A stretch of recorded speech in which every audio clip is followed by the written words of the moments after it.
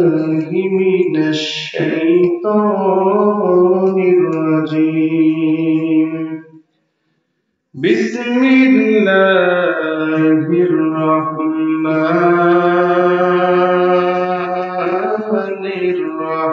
الرحيم قل بفضل الله وبرحمته فبذلك فليفرحوا هو خير مما يجمعون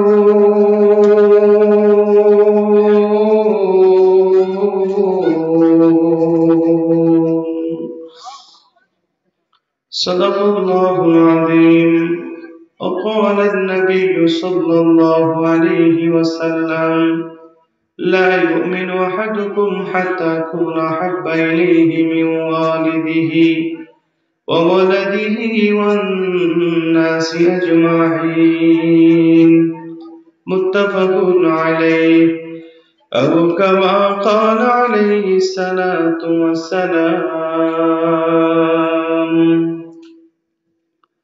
সুরঘোষার অবিচারে মদজুয়া দুর্নীতি ব্যভিচারে নারী ধর্ষণ মানুষ খুনে জ্বলছে বাংলার এ জমিন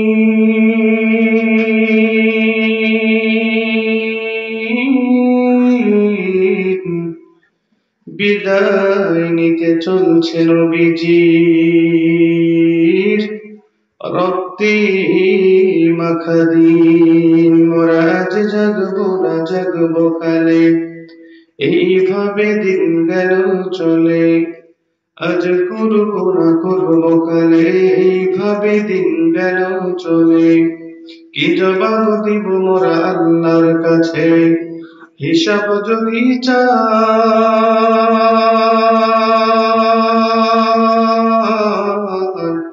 দিন ফুরিয়ে চাইলে আমার সময় ফুরিয়ে যায় তবে মানুষ তুমি আমি আজ মনে রাখি একদিন তোমার আমার দেহ হবে মাটি থাকবে না রেহাই মাটির দেহ মাটির সাথে মিশবে ধুলায় সবাই একটু কালেমা পড়ে লা ইলাহা আওয়াজ করে লা ইলাহা লা ইলাহা মাশাআল্লাহ সুন্দর আওয়াজ হচ্ছে একসাথে সকলে লা ইলাহা মাশাআল্লাহ লা ইলাহা লা ইলাহা ইল্লাল্লাহ লা ইলাহা এই কালিমার দাওয়াত দিতে মার খাইলেন নবী তায়েফেতে ঠিক কিনা বলেন আওয়াজ দিয়ে বলেন মুসলমানের মতো বলেন সাক্ষীরা মুসলমানের মতো আওয়াজ দিয়ে বলেন ঠিক কিনা এই কালিমার দাওয়াত দিতে মার খাইলেন নবী তায়েফেতে বন্দি হলেন দেশে ছাড়লেন তবু বিপ্লবী কালিমা ছাড়লেন না লা ইলাহা মাশাআল্লাহ লা ইলাহা সুবহানাল্লাহ আলহামদুলিল্লাহ লা ইলাহা সবাই সুবহানাল্লাহ আলহামদুলিল্লাহ লা ইলাহা মুসলমান সব এক হয়ে যাও কোরআনের আলোকে জীবন রাঙাও মুসলমান সব এক হয়ে যাও কোরআনের আলোকে জীবন রাঙাও রাসূলুল্লাহ নেতাবেনে রাসূলুল্লাহ নেতাবেনে শাসন চালাও সবখানে, জীবন সুন্দর সুখী হবে তোমার, সুখী হবে তুমি দোজাহানে। ঠিক কিনা বলেন? মুসলমান সব এক হয়ে যাও, কোরআনের আলোকে জীবন রাঙাও, রাসূলুল্লাহকে নেতা মেনে শাসন চালাও সবখানে, জীবন সুন্দর সুখী হবে তোমার, সুখী হবে তুমি দোজাহানে। যেমন নেতা ছিলেন আবু বকর, তেমন নেতা হলেন হযরত ওমর। ঠিক কিনা বলেন? যেমন নেতা ছিলেন আবু বকর, তেমন নেতা হলেন হযরত ওমর।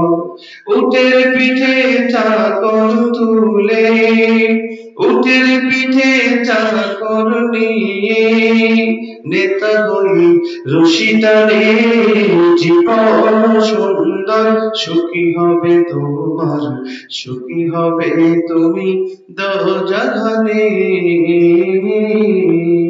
মুসলমান সব এক হয়ে যাও, কোরআনের আলোকে জীবন রাঙাও, মুসলমান সব এক হয়ে যাও, ওহির আলোকে জীবন সাজাও, রাসূলুল্লাহকে নেতা মেনে শাসন চালাও সবখানে, জীবন সুন্দর সুখী হবে তোমার, সুখী হবে তুমি দোজাহানে।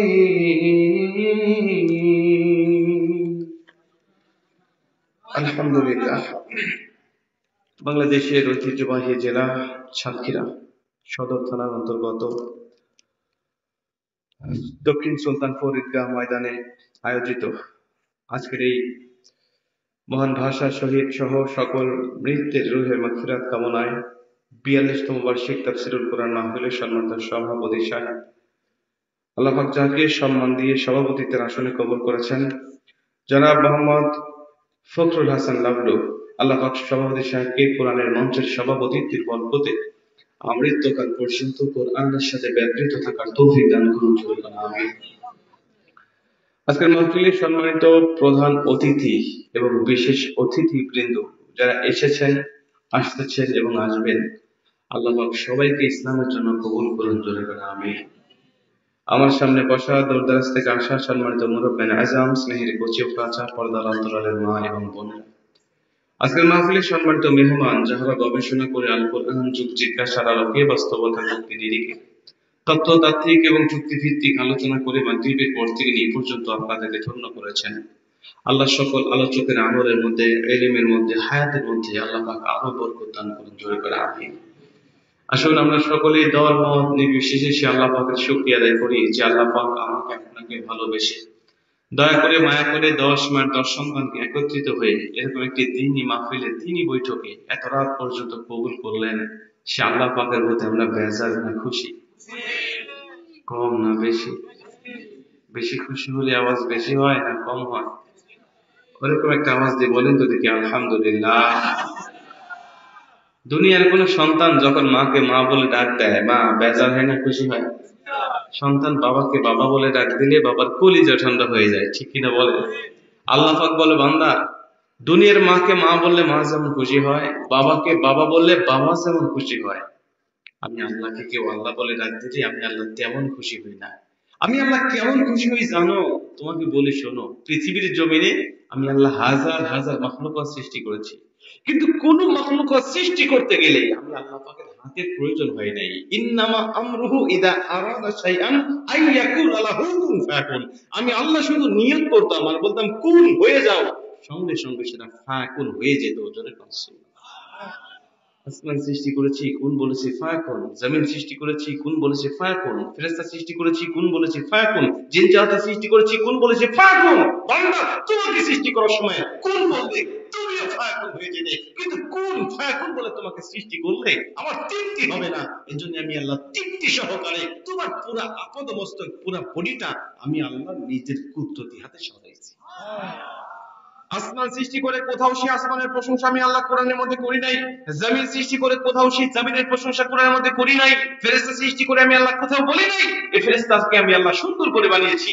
জিন জাতিকে সৃষ্টি করে আমি আল্লাহ পাক বলি নাই এই জিন জাতিকে আমি আল্লাহ সুন্দর করে বানিয়েছি। কিন্তু মানুষ তোমাকে সৃষ্টি করার পরে পবিত্র কোরআনের ভিতরে এক নয় দুই নয় প্রায় চারটা কসম করে বলেছি, লাকাদ খালাকনাল ইনসানা ফি আহসানি তাকওয়িম। আমি আল্লাহ তুমি মানুষকে আকাশের চাঁদের থেকেও সুন্দর করে বানিয়েছি। তোমার নাকের জায়গায় নাকটা আমি আল্লাহ নিজের কুদরতি হাতে লাগানো, তোমার চোখের জায়গায় চক্ষু জোড়া আমি আল্লাহ পাকের নিজের হাতে লাগাইছি, তোমার কানের জায়গায় কানটা আমি আল্লাহ লাগানোর পরে বারবার তাকায় দেখছি তোমার কোন অঙ্গ কোথায় থাকলে দুনিয়াতে তোমাকে দেখতে চমৎকার লাগবে। আমি আল্লাহর কাছে মনে হয়েছে সেখানে আমি আল্লাহ ঠিক লাগিয়েছি, সেখানে আমি আল্লাহর হাত দিয়ে সুন্দর একটা জবানও তোমাকে লাগাই দিয়েছি। ওই জবান দিয়ে যখন একবার আমি আল্লাহকে আল্লাহ বলে ডাক দাও, আমি আল্লাহ ওই মায়ের থেকে ওই বাবার থেকে কোটি কোটি গুণ বেশি তোমার উপরে খুশি হয়ে যায়। নবীজি বলেন আল্লাহ যখন কোন ব্যক্তির উপরে খুশি হয়ে যায় ওই ব্যক্তির ঠিকানা যদিও থাকে জাহান্নামের তালিকায়, এই অল্প সময় শুধু সন্তুষ্ট হওয়ার কারণে আল্লাহ তার ঠিকানা মুহূর্তের মধ্যে জাহান্নামের তালিকা থেকে কেটে দিয়ে জান্নাতে করে দেয়। তাহলে বলেন আল্লাহকে খুশি করার দরকার আছে না নেই? আল্লাহকে খুশি করার নিয়তে এত জোরে একটা শুকরিয়ার আওয়াজ দেব, আমাদের আওয়াজ শুনে আশেপাশে এখনো যারা ঘোরাফেরা করছে দাঁড়িয়ে আছে ওরা যেন বুঝতে পারে যে জান্নাতি মেহমানরা জান্নাতের বাগানে বসে আল্লাহ পাকের শুকরিয়ার আওয়াজ দিচ্ছে, অতএব আমাদের সেই বাগানে বসে আল্লাহর শুকরিয়া আদায় করা উচিত। এমন একটা আওয়াজ দিতে পারবো তো ইনশাল্লাহ? কি সাথীরা ভাইরা পারবো তো ইনশাল্লাহ?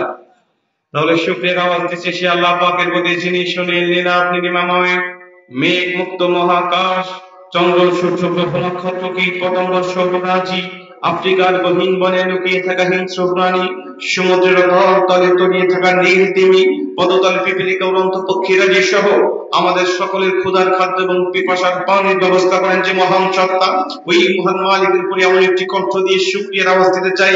আমার আপনার আওয়াজ শুনে এখন মুসলমানের সন্তানরা যারা বাহিরে ঘোরাফেরা করছে ভিতরে ঢুকতে বাধ্য হবে, এমনকি এখানে চতুর্দিকে ফেরেশতারা ঘেরাও করে দাঁড়িয়ে আছে, এই ফেরেশতারা আল্লাহ পাকের কাছে বলতে বাধ্য হবে আল্লাহ দক্ষিণ সুলতানপুর ঈদগাহ মাঠ ময়দানে যে মাহফিলের আয়োজন করা হয়েছে এই মাহফিলে বসে তোমার কিছু পাগল বান্দারা তোমার শুকরিয়ার আওয়াজ দিতে গিয়ে তো মুহাব্বত আওয়াজ দিয়েছে, আল্লাহ আমরা তাদের উপর সন্তুষ্ট হয়েছি আর ওদের জন্য দোয়া করছি যতক্ষণ পর্যন্ত এই মাহফিলটাকে তুমি কবুল না করবে, এই শ্রোতাদেরকে কবুল না করবে, এই আয়োজক কমিটিদেরকে কবুল না করবে, ততক্ষণ পর্যন্ত আমরা ফেরেশতারা তাদের জন্য তোমার কাছে হাত তুলে দোয়া করতেই থাকবো। সুবহানাল্লাহ। এরকম একটা আওয়াজ দিয়ে বলেন তো দেখি আলহামদুলিল্লাহ। এবার দরুদ ও সালাম পাঠাই সে মহান আল্লাহ তাআলার বন্ধুর উপরে যিনি ছিলেন মক্কার মতি মদিনার জ্যোতি দুকুলের সাথী বিশ্ব সভার সভাপতি নবী মুকাররম, যিনি 63 বছর জিন্দেগিতে শুধু দুনিয়ার জমিনে ইয়া রাব্বি হাবলি উম্মতি বলে বলে কাটিয়েছেন, আজ মদিনাতুল মুনাওয়ারায় শুয়ে রয়েছেন। কাল কিয়ামতের ময়দানে সমস্ত নবী রাসূল যখন নিজের চিন্তায় ব্যস্ত থাকবেন সেদিনও আমার আপনার নবী শুধুমাত্র ইয়া রাব্বি হাবলি উম্মতি বলে বলে কাঁদতে থাকবেন, ততক্ষণ এই গুনাহগার উম্মতের কপাল থেকে জাহান্নামের টিকিট ক্যান্সেল করে আমার আল্লাহ জান্নাত দিবেন না যতক্ষণ। জোরে বলুন সুবহানাল্লাহ। প্রাণ খুলে সে নবীর উপরে দরুদ ও সালাম পাঠাই, সকলে বলি সাল্লাল্লাহু আলাইহি ওয়াসাল্লাম। প্রাণ প্রিয় সাতক্ষীরাবাসী, জানতে চাই আপনারা সকলে কেমন আছেন? আলহামদুলিল্লাহ। আমাদেরকে ভালো রেখেছেন কে? সবসময় প্রশংসা আদায় করতে হয় কার? সবসময় প্রশংসা করলে লাভ হয় কার? আল্লাহ লাভ হয়। আল্লাহর প্রশংসা আদায় করলে আল্লাহ লাভ হয়। দুনিয়ার যত নেতা নেত্রী দেখেন এদের নামে স্লোগান দিবেন তাদের প্রশংসা করবেন, আপনার কোনো লাভ নাই, সব লাভ হবে নেতা নেত্রীর। কথা কোন ঠিক কিনা? আপনার লাভ হতে পারে কি অতিরিক্ত এক কাপ চা আপনাকে খাওয়াইতে পারে, তাও গরম চা না, ঠান্ডা চা। আর যখন আল্লাহর নামে স্লোগান দিবেন আল্লাহর প্রশংসা করবেন, আল্লাহ পাক বলে বান্দা আমি আল্লাহর কোনো লাভ হয় না, সব লাভ হয় তুমি বান্দার। জোরে বল সুবহানাল্লাহ। অতএব আমরা প্রশংসা করবো কার? আবারও বলছি আলহামদুলিল্লাহ। সম্মানিত ভাইরা, ভূমিকা লম্বা করার কোনো সুযোগ নাই, সরাসরি আপনাদেরকে নিয়ে আলোচনা যেতে চাই। আলোচনা শুরুতে দুহাত উঁচু করে একটা আল্লাহর নামে তাকবীর দেবো আমরা, পারবো তো ইনশাআল্লাহ? আল্লাহর নামে তাকবীর দিলে আপনাদের এলাকায় কোনো সমস্যা নাই তো? কেউ কিছু বলবে না তো? রাজাকার আর মৌলবাদ বলে কেউ গালি দিবে না তো? আগে ছিল, এখন আর নাই না? যাক, আলহামদুলিল্লাহ, সুন্দর পরিবেশ করে দিয়েছেন কে? বলে বলেন, কে করে দিয়েছেন? আগে মসজিদের মধ্যে ইমাম সাহেবেরা জোরে তাকবীর দিয়ে নামাজ পড়াইতে ভয় পাইতো, যে কোন দিক দিয়ে রাজাকার আর মৌলবাদ বলে মামলা দিয়ে দেয় কিনা, কথা বল ঠিক কিনা? কিন্তু এখন তাকবীরের আওয়াজ দিয়ে দিতে সাতক্ষীরা পুরা শহর গরম করে ফেলবেন, আর কেউ বাধা দিতে পারবে? জোরে বলেন, পারবে? তাকবীরের আওয়াজের বাধা ইতিপূর্বে ছিল, কিন্তু বাধা দিয়ে মুমিনের জবান থেকে তাকবীরের আওয়াজ কেউ কি কেড়ে নিতে পেরেছিল? জোরে বলেন, পেরেছিল? এখনো যদি কেউ বাধা দেয় আর তাকবীর আওয়াজকে কেড়ে নিতে চায়, বলেন পারবে? ভবিষ্যতে কেউ দিলে তাও কি পারবে? না, বরং যারা দিতে আসবে ওদের জায়গায় দেশে হবে না, কথা বল ঠিক কিনা? ওমর ফারুক রাদিয়াল্লাহু তাআলা আনহু যখন কালেমা পড়ে মুসলমান হবে, খোলা তলোয়ার নিয়ে আসছে নবীজির কাছে। নবীজি, এই খোলা তলোয়ারটা নিয়ে আসছি আপনার কল্লা কাটার জন্য। আবু জেহেল আমাকে বলেছে 200 লাল উট উপহার দেবো যদি মুহাম্মাদের কল্লা কাটা নিয়ে আসতে পারো। নবীজি, আমি লোভে পড়ে ধোকায় বোকা হয়ে গেছি, আমি চলে আসছিলাম আপনার কল্লা কাটার জন্য, কিন্তু প্রতিমধ্যে আমার বোন ফাতেমার কণ্ঠে সূরা তাহর তেলাওয়াত শুনে মনটা পরিবর্তন হয়ে গেল। তলোয়ারটা আপনার কদমে জমা দিলাম। নবীজি, আজকের থেকে যে আপনার বিপক্ষে কথা বলবে, আপনার কোরআনের বিপক্ষে কথা বলবে, ইসলামের বিপক্ষে কথা বলবে, আমি ওমরের এই তলোয়ার দিয়ে তার গর্দানটাই নামাই দেবে। নবীজি খুশি হয়ে গেলেন, বলছেন ওমর তুমি কি চাও? বলে নবীজি কিচ্ছু চাই না, শুধু কালেমা পড়ে মুসলমান হয়ে যেতে চাই। নবীজি তাকে মুসলমান বানিয়ে দিলেন। ওমর ফারুক বলছেন, নবীজি একটা কথা জানতে চাই, আলাসনা আলাল হক, আমি কি এখন সত্যের পথে নাই? নবীজি বলছেন, বালা ইয়া ওমর, তুমি এখন সত্যের পথে আছো। নবীজি, আপনি কি আল্লাহ পাকের সত্য নবী নন? নবীজি বলছেন, হ্যাঁ আমি আল্লাহর সত্য নবী। নবীজি আরেকটা জানতে চাই, যে কিতাবের তেলাওয়াত আমি শুনে আসলাম, এই কিতাব কি আল্লাহর সত্য কিতাব নয়? নবীজি বলছেন, বালা ইয়া ওমর, এটা আল্লাহ পাকের সত্য কিতাব, হ্যাঁ এটা সত্য কিতাব। ওমর ফারুকের কণ্ঠ উঁচা হয়ে গেল, ডাক দিয়ে বলছেন, নবীজি আপনি যদি আল্লাহর নবী হন সত্য, কিতাব যদি হয় আল্লাহর কিতাব সত্য, ধর্ম যদি ইসলাম হয় সত্য, তাহলে কফি মানে ইত্তেফাক। আর লুকিয়ে লুকিয়ে কেন ইসলাম প্রচার করছেন? এখন থেকে আর লুকিয়ে লুকিয়ে ইসলাম প্রচার নয়, এখন থেকে ইসলামের দাওয়াত হবে প্রকাশ্যে। ইসলামের দাওয়াত প্রকাশ্যে দিতে গিয়ে বাধা হবে সেখানে ওমর জীবন বাঁচিয়ে রেখে লড়াই করবে সেখানে জন্য। ওমরের কথা শুনে নবীজি খুশি হয়ে গেলেন, ডাক দিয়ে বলছেন, ওমর মাক্কি জীবন চলছে, আল্লাহর হুকুম এখনো আসে নাই, আল্লাহর হুকুম আসবে যখন আমি নবী তুমি ওমরকে নিয়ে প্রকাশ্যে ইসলামের দাওয়াত দিব তখন। ওমর ফারুক বলছেন, নবীজি আল্লাহর হুকুম পর্যন্ত ধৈর্য ধারণ করলাম, তবে একটা অনুমতি এই মুহূর্তে আপনার কাছ থেকে আমি পেতেই পারি। নবীজি, ভিতরে অনেক শিরকি জমা ছিল, অনেক কুফরি জমা ছিল, অনেক অন্ধকার জমা ছিল, একটু আল্লাহর নামে তাকবীর দিয়ে এই দারুল আরকাম থেকে একটা মিছিল দিতে দিতে বাইতুল্লাহ পর্যন্ত যাব, আপনার কিছু সাহাবীদেরকে নিয়ে একটা মিছিল আমি দেবো তাকবীর দিয়ে। নবীজি এই অনুমতিটুকু আপনার কাছে আমি চাই। নবী ডাক দিয়ে বলেন, ওমর তাকবীরের আওয়াজ এমন একটি আওয়াজ, এটা তুমি কেন কোনো মুমিনের জবান থেকে কেড়ে নেওয়ার ক্ষমতা কারো নাই। সুবহানাল্লাহ। নাও তুমি তাকবীর আওয়াজ দাও। কতজন সাহাবী লাগে? নাও। সাহাবী খুঁজতে খুঁজতে উনি 11 জন সাহাবী পেলেন, দুই কাতারে বিভক্ত করলেন। প্রথম কাতারের সামনে নবীজি চাচা আমির হামজাকে দাঁড় করায় দিলেন, দ্বিতীয় কাতারের সামনে তিনি নিজে দাঁড়িয়ে মক্কাবাসীকে উদ্দেশ্য করে ছোট্ট একটা ভাষণ দিলেন, রে মক্কাবাসী শোনো, আমি ওমর ফারুক কালেমা পড়ে মুসলমান হয়েছি। যদি কেউ নিজের মায়ের বুকটাকে খালি করতে চায়, যদি কেউ নিজের সন্তানকে এতিম করতে চায়, যদি কেউ নিজের স্ত্রীকে বিধবা করতে চায়, আমি ওমরের সামনে এসে সে যেন দাঁড়িয়ে যায়। এই বলে তিনি নারে তাকবীর আল্লাহু আকবার স্লোগান দিতে রওনা হয়ে গেলেন বাইতুল্লাহর দিকে। তার তাকবীরের আওয়াজ শুনে আবু জেহেল, আবু লাহাব, উতবা, শাইবা ওলিদ ইবনে মুগীরা ঘর থেকে বের হয়ে আসলেন। কি ব্যাপার? কোন মুসলমানের স্পর্ধা? তাকবীরের আওয়াজ দিয়ে মক্কার আকাশ বাতাস মুখরিত করে দেয়। এসে তাকিয়ে দেখে লাইনের সামনে ওমর ফারুক দাঁড়িয়ে আছে। মক্কার কোনো কাফেরের বাপেরও ক্ষমতা ছিল না তখন ওমর ফারুকের সামনে দাঁড়িয়ে কোনো কথা বলে। লেজ গুটিয়ে তারা পালিয়ে গেল। তাকবীর আওয়াজের বাধা দিতে এসেও বাধা দিতে পারে নাই। কাফের বাধা ছিল, বাধা দিয়ে এই আওয়াজকে রুখে রাখতে পারে নাই। আজও এই তাকবীর আওয়াজের বাধা আছে, বাধা দিয়ে কেউ রুখে রাখতে পারবে না। ভবিষ্যতে তাকবীর আওয়াজ থাকবে, কারণ যারা বাধা দিতে আসবে ওদের চাইতে বাংলার জমিনে হবে না, কথা ঠিক কিনা? এই তাকবীরের আওয়াজ দিয়ে বাংলার জমিনে হাজারো বিপ্লব তৈরি হয়েছে। বলতে পারেন হুজুর এত সাহাবীদের জামানার ঘটনা, এই বাংলার জমিনে এমন ঘটনা আছে তাকবীরের আওয়াজের, যা শুনলে আমাদের ঈমান বৃদ্ধি হয়ে যায়। এই বাংলার জমিনে এত মুসলমান একসময় ছিল না, হাতে গোনা কয়েকজন মুসলমান ছিল যখন বিভিন্ন আল্লাহর ওলিরা বিভিন্ন দেশ থেকে এই বাংলার জমিনে এসে ইসলাম প্রচার করেছিল। যখন আল্লাহর ওলি শাহজালাল ইয়ামানী রাহমাতুল্লাহ আলাইহি 360 জন আউলিয়া নিয়ে যখন বাংলার জমিনে প্রবেশ করেছিলেন, হাতে গোনা কয়েকজন মুসলমান বাংলার জমিনে বসবাস করতো, তাও পরাধীন, নামাজ পড়তে পারতো না, জোরে আজান দিতে পারতো না, কোরবানির সময় গরু জবাই করতে পারতো না। পুরো মুসলমান যদি কোরবানির সময় গরু জবাই করতো, ওই মুসলমানের সন্তানকে ধরে নিয়ে এসে বেঈমান গৌর গোবিন্দ ওই গরুর মতোই জবাই করে দিত।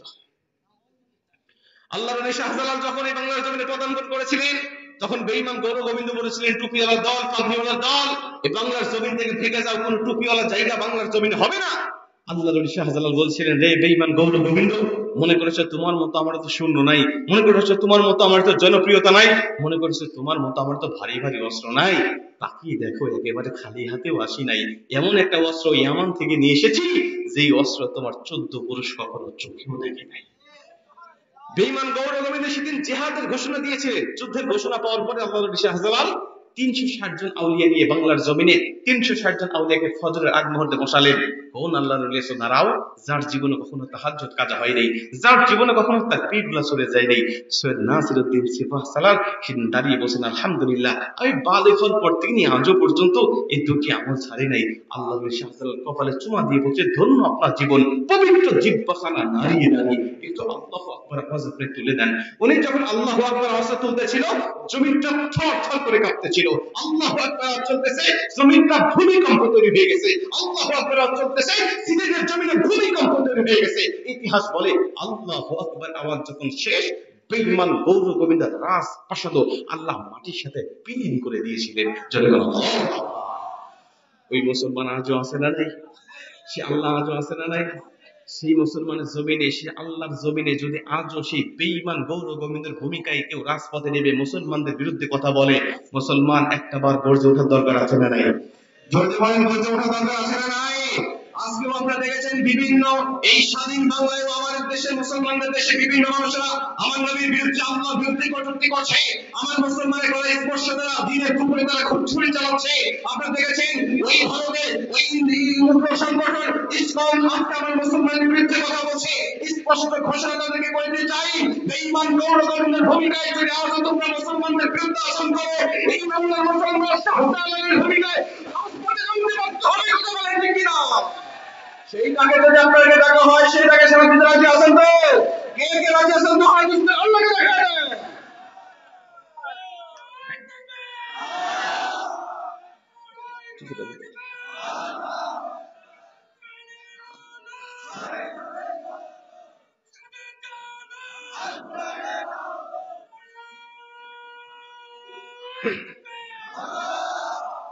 নাস্তিকতারই প্রচার, দিন ইসলাম জিন্দাবাদ। নাস্তিকতারই প্রচার, দিন ইসলাম জিন্দাবাদ। কোটি প্রাণে একই আওয়াজ, খোদাদ্রোহী চাই হবে না, এই বাংলায় ঠাই হবে না, মুসলমান জেগেছে আজ।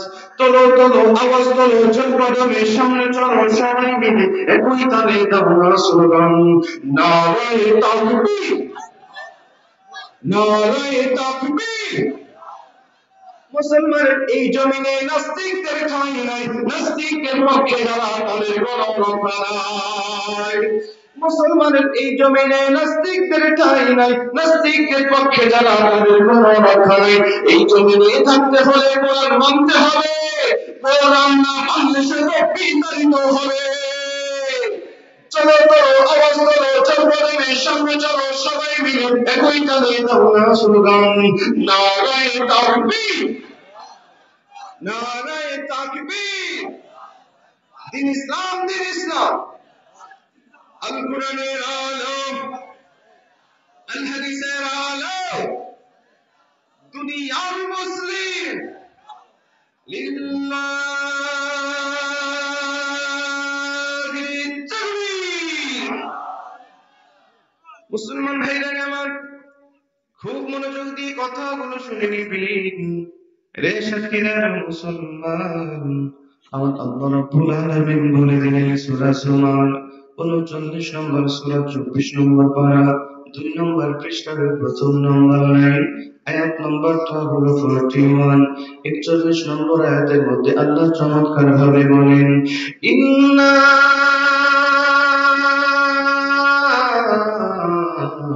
أنزلنا عليك الكتاب للناس بالحق فمن اهتدى فلنفسه ومن ضل فإنما يدل عليها وما أنت عليهم بوكيل।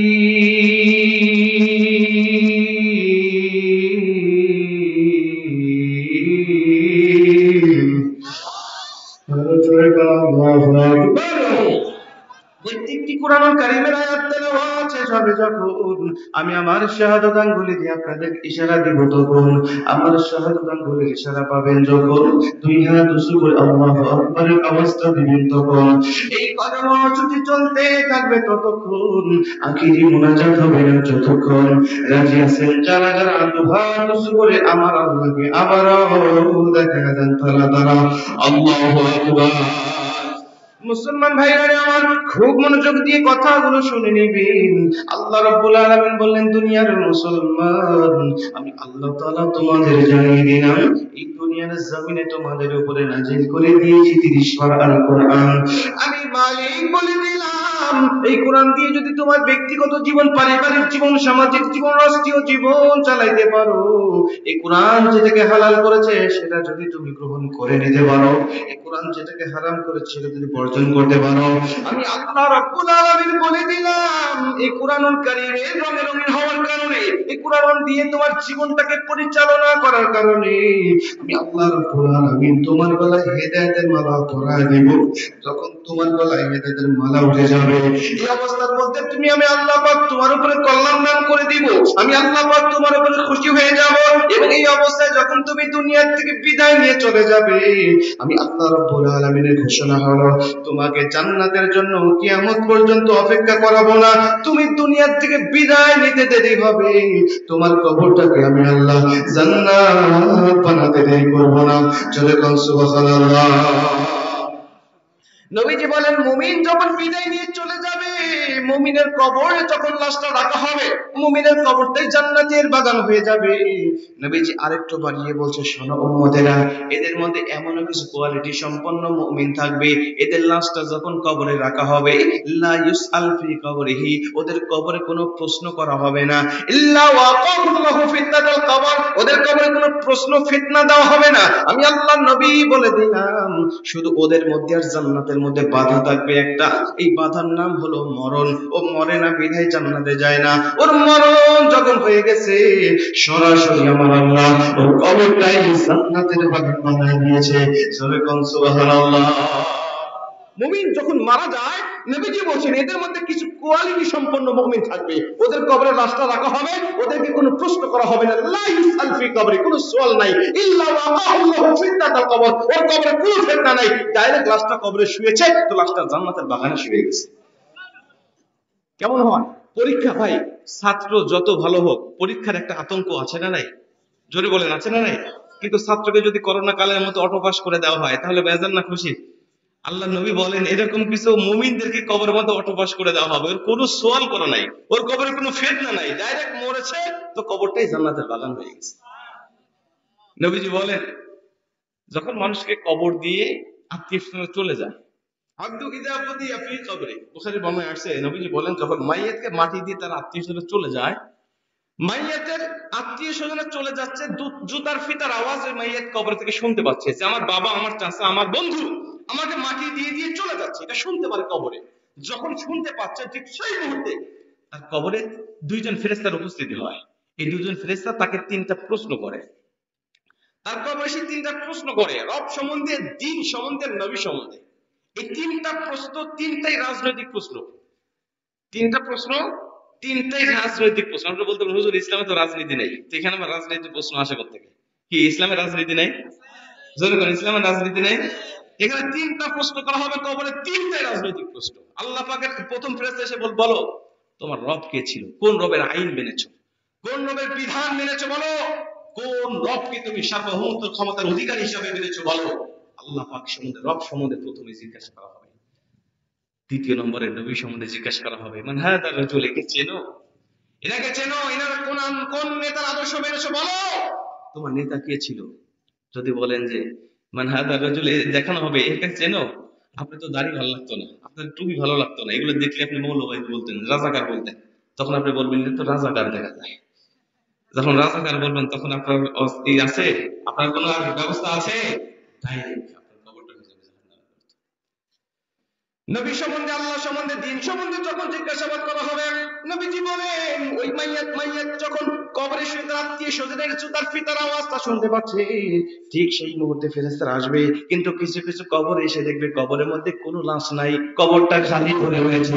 কিছুক্ষণ আগে অমুকের সন্তান অমুক মারা গিয়েছে, এই কবরে তার লাশটা রেখে যাওয়া হয়েছে, কিন্তু পুরো কবরটা খালি পড়ে আছে, কবরের মধ্যে কোথাও কোনো জায়গায় লাশ নাই। তন্ন তন্ন করে খুঁজতে লাগবেন, কিন্তু নবীজি বলেন আমার আল্লাহ ওই লাশটাকে গায়েব করে ফেলবেন। পুরা ফেরেশতারা খুঁজে খুঁজে লাশের কোনো চিহ্ন পাবে না।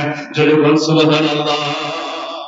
লাশটা পাবেন না খুঁজে, তন্ন তন্ন করে খুঁজবেন। আপনারা বলতে পারেন হুজুর আমাদের সাতক্ষীরা সদরে কোনো মানুষকে মাটি দিলে ওই মানুষকে মাইয়াতকে মাটিতে কবরে শোয়ানোর পরে আরেকটা মানুষ কবরের মধ্যে দাঁড়ানোর জায়গা থাকে না, এত ছোট কবরে ফেরেশতারা এতক্ষণ খোঁজাখুঁজি করবেন কেন?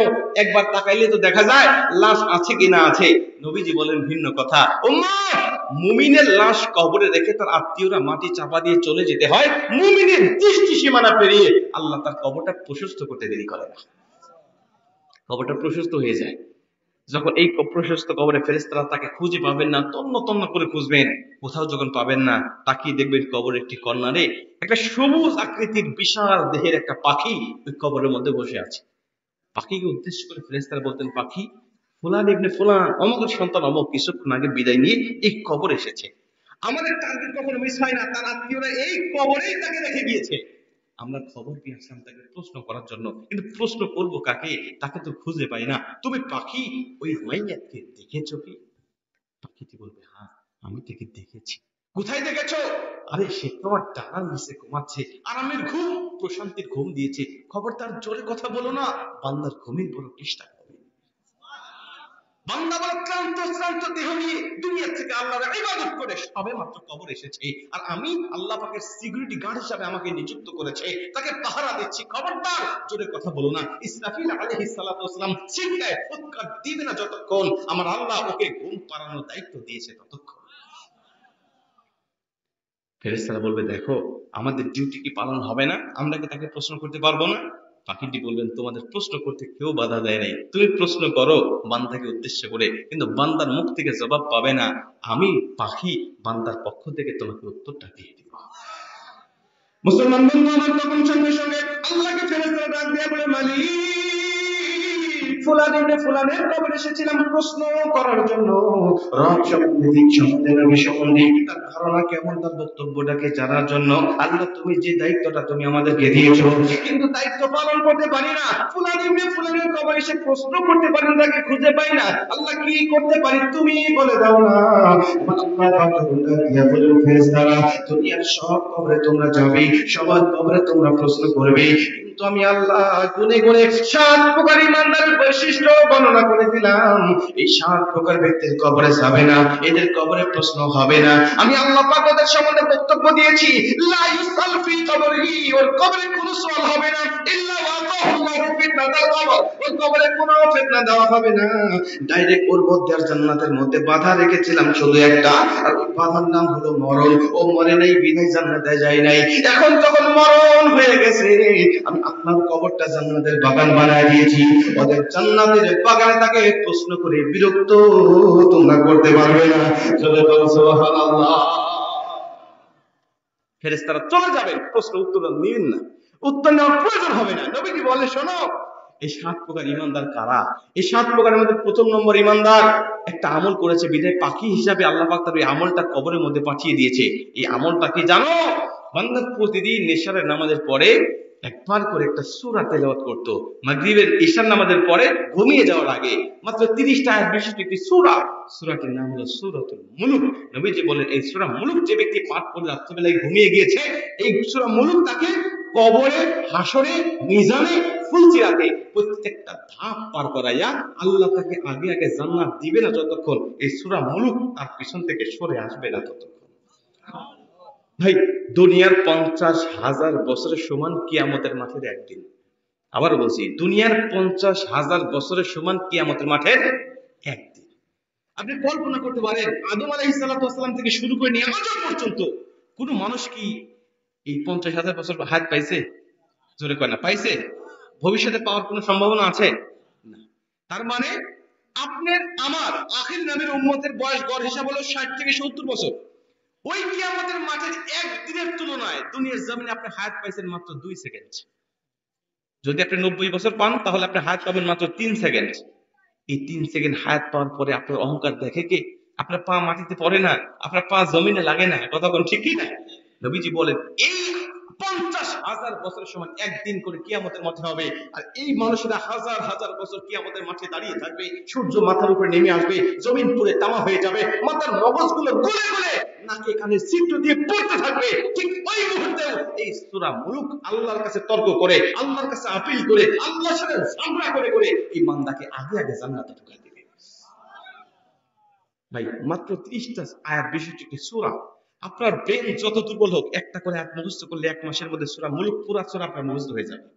আমরা কি আমলটা করতে পারি না? কি আমরা পারি না? আল্লাহ পাক আমাদের জন্য সহজ করে দিন, জোরে করে আমিন। এটা হলো 1 নম্বর আমল। খুব মনোযোগ দিয়ে শুনেন। আজকের আলোচনার প্রতি যদি আপনার মনোযোগ থাকে, আমি কথা দিচ্ছি আপনি এখান থেকে কিছু একটা নিয়ে যেতে পারবেন।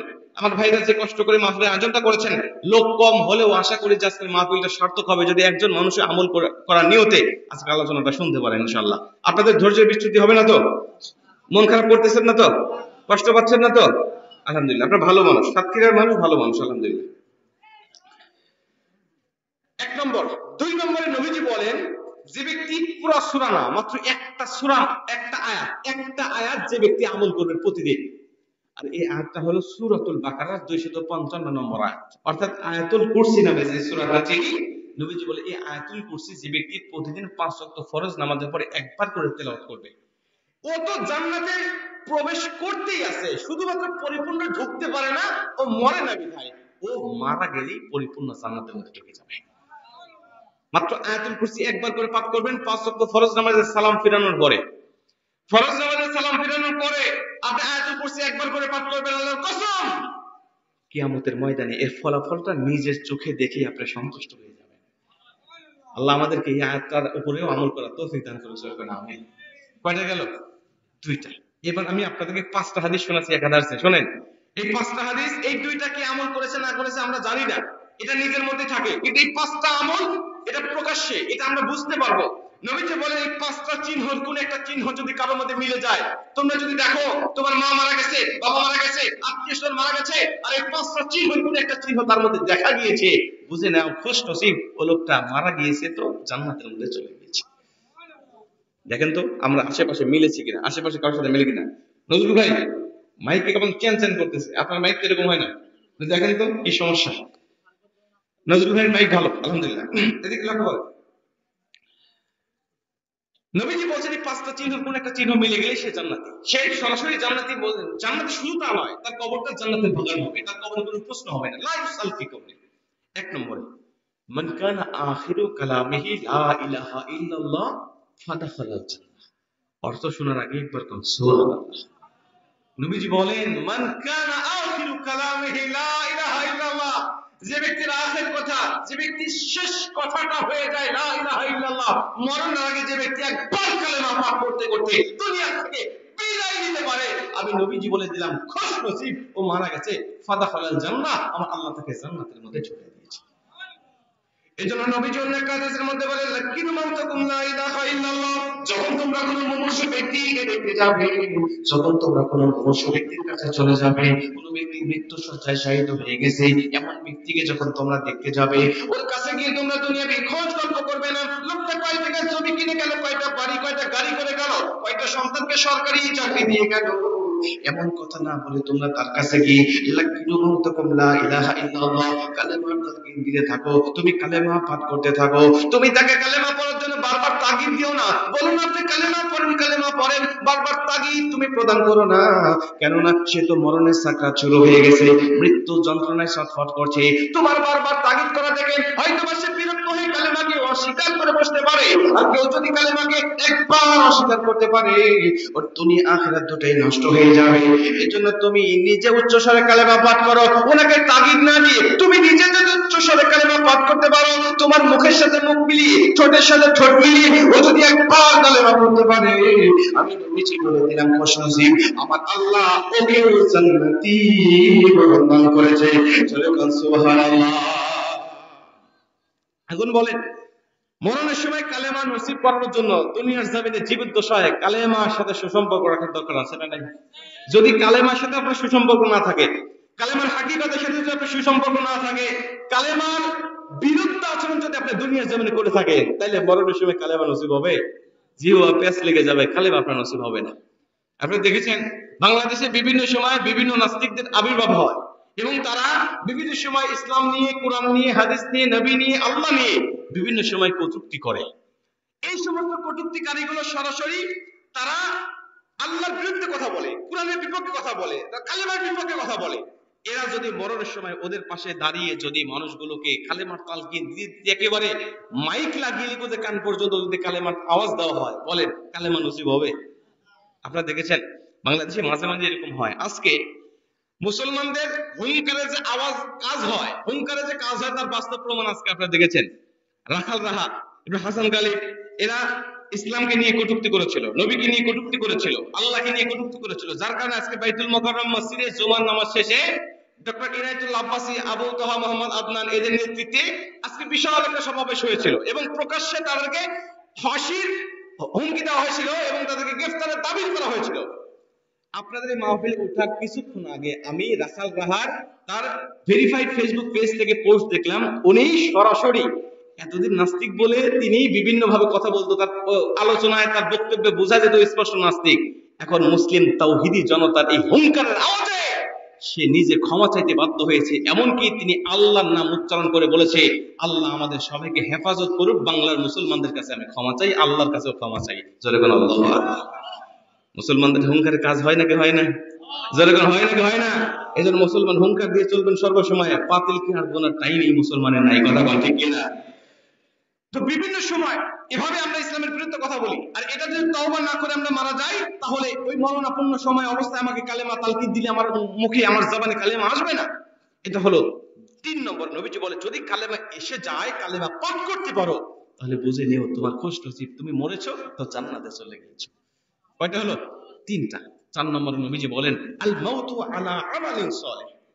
খুব ভালো করে খুঁজে নেন। আল্লাহ বলেন, আল্লাহ নবী বলেন আল মাউতু আলা আমালিন সালিহ। যে আমলে সালেহ করার অবস্থায় দুনিয়া থেকে বিদায় নিয়ে চলে যায়, আমি আল্লাহ নবী বললাম খুশ নসিব, সেও কবরটা জান্নাত হিসেবে পেয়ে যায়। আল মাউতু আলা আমালিন সালিহ কি? আপনি নামাজ পড়তে পড়তে মারা গেছেন, কোরআন তেলাওয়াত করতে করতে আপনার মৃত্যু হয়ে গেছে, আপনি হজ করতে গিয়ে মারা গেছেন, রোজা রাখা অবস্থায় মারা গেছেন, ইসলামের আন্দোলন করতে গিয়ে মারা গেছেন, ইসলামের আন্দোলনের মিছিলে গিয়ে আপনি দুনিয়া থেকে শহীদ হয়ে চলে গেছেন, মারা গিয়েছেন, আপনি তাফসীর মাহফিল শুনতে এসে মারা গিয়েছেন, সত্যের পক্ষে কথা বলতে গিয়ে বাতিলের ফাঁসি রশি গলায় নিয়ে দুনিয়া থেকে বিদায় নিয়ে চলে গেছেন। আল্লাহু আলা আমালিন সালিহ, নবী বলেন ভালো কাজ করার অবস্থায় দুনিয়া থেকে বিদায় নেওয়ার কারণে তুমিও দুনিয়া থেকে বিদায় নিতে দেরি হবে, আমার আল্লাহ তোমার কবরটাও জান্নাতের বাগান হতে দেরি হবে না। কিন্তু এটা যদি উল্টা হয়, আপনি আমলে সালেহ না করে আপনি বদ কাজ করতে করতে মারা গেছেন, কবিরা গুনাহ করতে করতে মারা গেছেন, আপনি বিভিন্ন অপরাধ করতে করতে মারা গেছেন, গান শুনতে শুনতে মারা গেছেন। বলেন তো গান শোনা হালাল না হারাম? আস্তে কইলেন, জোরে কইলেন না। গান শোনা হালাল না হারাম? সূরা লুকমান 6 নম্বর আয়াত, অমিনান নাসি মাইয়াশতারি লাহওয়াল হাদিস। ছোট্ট একটা শব্দ, গান গাওয়া, গান লেখা, গান শোনা, সবকিছুকে আল্লাহ পাক চিরন্তন হারাম করে দিয়েছেন। আপনাদের যুবকেরা আজকে ইচ্ছা করলে এই ভাষা শহীদদের উপলক্ষে অন্যান্য মানুষেরা যা করতেছে তাদের মতো তাদেরকে ফলো করে গানের প্যান্ডেলের একটা আয়োজন করতে পারতো নাকি পারতো না? যেরকম গানের আয়োজন করতে পারতো না? আজকে তো শহীদদের রুহের মাগফিরাতের জন্য বিভিন্ন জায়গায় গান বাজনা, ঢোল তবলা, নর্তকী নিয়ে এসে গান বাজনা করে নাকি শহীদদের আত্মার মাগফিরাত তারা কামনা করে। ওইটাও আত্মার মাগফিরাত কামনা করা। আর আপনাদের যুবকদের আজকের এই 21শে ফেব্রুয়ারিতে এই ভাষা শহীদদের কথা স্মরণ করে, এই তাফসীর মাহফিল করে, কোরআনের মাহফিল করে তাদের আত্মার মাগফিরাত কামনা করা, দুইটার মধ্যে পার্থক্য আছে না নাই? জোরে কোন আছে না নাই? ওই আত্মার মাগফিরাত কামনা করা, ওটা দেখতেছে আর শয়তান হাসতেছে, আর এটা দেখতেছে আর শয়তান জ্বলতেছে যে এদের কারণে আল্লাহ রাব্বুল আলামিন হাজার হাজার মানুষগুলোকে নাজাতের ব্যবস্থা করবে। কথা ঠিক কিনা? অতএব আপনাদের যুবকরা বুদ্ধিমান, এতে কোনো সন্দেহ নাই। তাহলে গান শোনা যাবে? জোরে কোন গান শোনা যাবে? আল্লাহ না করুক গান শোনা অবস্থায় যদি আপনার মৃত্যু হয়ে যায়, তাহলে আপনার মৃত্যু হবে বদনসিব। নবী বলে কবিরা গুনাহ করা অবস্থায় মারা গেলে তার কবরটা হয়ে যাবে জাহান্নামের গর্ত। আমরা গান শুনবো না ইনশাআল্লাহ। আমরা কি শুনবো? ওয়াজ নসিহত শুনবো, কোরআন তেলাওয়াত শুনবো, ইসলামিক গজল শুনবো, ইসলামের অনেক ঘটনা আছে সেগুলো শুনবো, হাদিসে বর্ণিত অনেক সাহাবীদের ঘটনা আছে সেগুলো শুনবো, ঈমান তাজা হবে। আপনারা শুনে খুশি হবেন, কোরআন এমন একটি কিতাব, এই কিতাবের তেলাওয়াত যিনি করে তিনি যেমন সওয়াব পায়, এই কোরআন তেলাওয়াত যিনি শোনে তিনি একই রকম সওয়াব পায়। কোরআন তেলাওয়াত যিনি করে উনি যেমন তার ঈমানটা বাড়িয়ে ফেলে, ওনার যেমন ঈমান বেড়ে যায়, কোরআন তেলাওয়াত যিনি শোনে ওনার ঈমানটাকেও আল্লাহ পাক বাড়িয়ে দেয়। আপনাদেরকে আরেকটা খুশির সংবাদ দিই, পৃথিবীর জমিনে হাজার হাজার মানুষ আজকে কালেমা পড়ে মুসলমান হচ্ছে। 2024 সালেও ওয়াইসি রিপোর্ট তৈরি করেছে, গোটা পৃথিবীর জমিনে প্রতিদিন 8,500 মানুষ কালেমা পড়ে মুসলমান হচ্ছে। এই এত মানুষ মুসলমান হচ্ছে, একজন এমনি এমনি হচ্ছে না। কেউ মুসলমান হচ্ছে ইসলাম গবেষণা করে, কেউ মুসলমান হচ্ছে কোরআন গবেষণা করে, কেউ মুসলমান হচ্ছে ইসলামের সৌন্দর্য দেখে, আবার কেউ মুসলমান হচ্ছে শুধু কোরআনুল কারীমের তিলাওয়াতের সুর শুনে সুবহানাল্লাহ বলে। কারণ এই তেলাওয়াত যিনি করে তার ঈমান বাড়ে, উনি যদি মুসলিম হয় ঈমান বাড়ে, আর উনি যদি বেঈমান হয় আমার আল্লাহ তার অন্তরের মধ্যে ঈমানের নূর ঢুকাইয়া কালেমা পড়াইয়া মুসলমান বানায়। হাজার হাজার মানুষ মুসলমান হচ্ছে শুধু কোরআন তেলাওয়াত শুনে। আপনারা শুনে আরো খুশি হবেন, শুধু কোরআন তেলাওয়াত নয়, মসজিদের মাইকের আযানের আওয়াজ শুনেও আজকে হাজার হাজার মানুষ কালেমা পড়ে মুসলমান হচ্ছে। আপনারা কারি আব্দুল বাসিতের নাম শুনছেন কখনো? কারি আব্দুল বাসিত রাহমাতুল্লাহ আলাইহি, ওনাকে একবার সাংবাদিক প্রশ্ন করেছিল যে কারি আব্দুল বাসিত, তোমার কিতাব এমন একটি কিতাব যে কিতাব থেকে তেলাওয়াত করলে তোমার তেলাওয়াত শোনার জন্য লক্ষ লক্ষ মানুষ তোমার পঙ্গপালের মতো তোমার মাহফিলে উপস্থিত হয়, তোমার তেলাওয়াত শুনে চাতক পাখির মতো তোমার দিকে তাকিয়ে থাকে, আবার তোমার তেলাওয়াত শেষে তোমার হাতে হাত থেকে কালেমা পড়ে মুসলমান হয়ে যায়। তোমার কাছে একটা কথা জানতে চাই, সেটা হলো এই যে পৃথিবীর জমিনে কোন ধর্ম দেখি না, আমরা কোন ধর্মের কিতাব দেখি না যেই ধর্মের কিতাবের তেলাওয়াত শুনে মানুষরা ওই ধর্ম গ্রহণ করে, কিন্তু তোমার ধর্মের কিতাব কেমন বলো? তোমার ধর্মের কিতাবের তেলাওয়াত শুনলেই মানুষ কালেমা পড়ে মুসলমান হয়ে যায়। তখন কারি আব্দুল বাসিত একটা চমৎকার উক্তি দিয়েছিলেন, জবাব দিয়েছিলেন। উনি বলেছিলেন, রে সাংবাদিক, আমার ধর্মের কিতাব শুনে মানুষ কেন মুসলমান হয় জানো? পৃথিবীর অন্য কোন ধর্মের মানুষের তেলাওয়াত শুনে মানুষ মুসলমান হয় না, কেন জানো? এর কারণ হলো আমার নবীর উপরে আল্লাহ পাক যত মুআজিজা দিয়েছিল, যত ক্ষমতা দিয়েছিল, যত পাওয়ার দিয়েছিল, অন্যান্য নবীদেরকেও আল্লাহ পাক কিছু কিছু পাওয়ার সেভাবে দিয়েছিল, কিন্তু আশ্চর্যজনক বিষয় হলো সব নবীর মুআজিজা নবীরা বিদায় নেওয়ার সময় এই মুআজিজাগুলো হাতে করে নিয়ে চলে গেছে, একটা মুআজিজা তার উম্মতদেরকে দিয়ে যায় নাই। কিন্তু আমার নবী যা নিয়ে এসেছিল এগুলো আর তিনি নিয়ে যায় নাই, সব আমাদেরকে দিয়ে গেছে। জোরে বলেন সুবহানাল্লাহ। তো আমার নবীর মুআজিজার মধ্যে একটা মুআজিজা হলো 30 পারা আল কোরআন।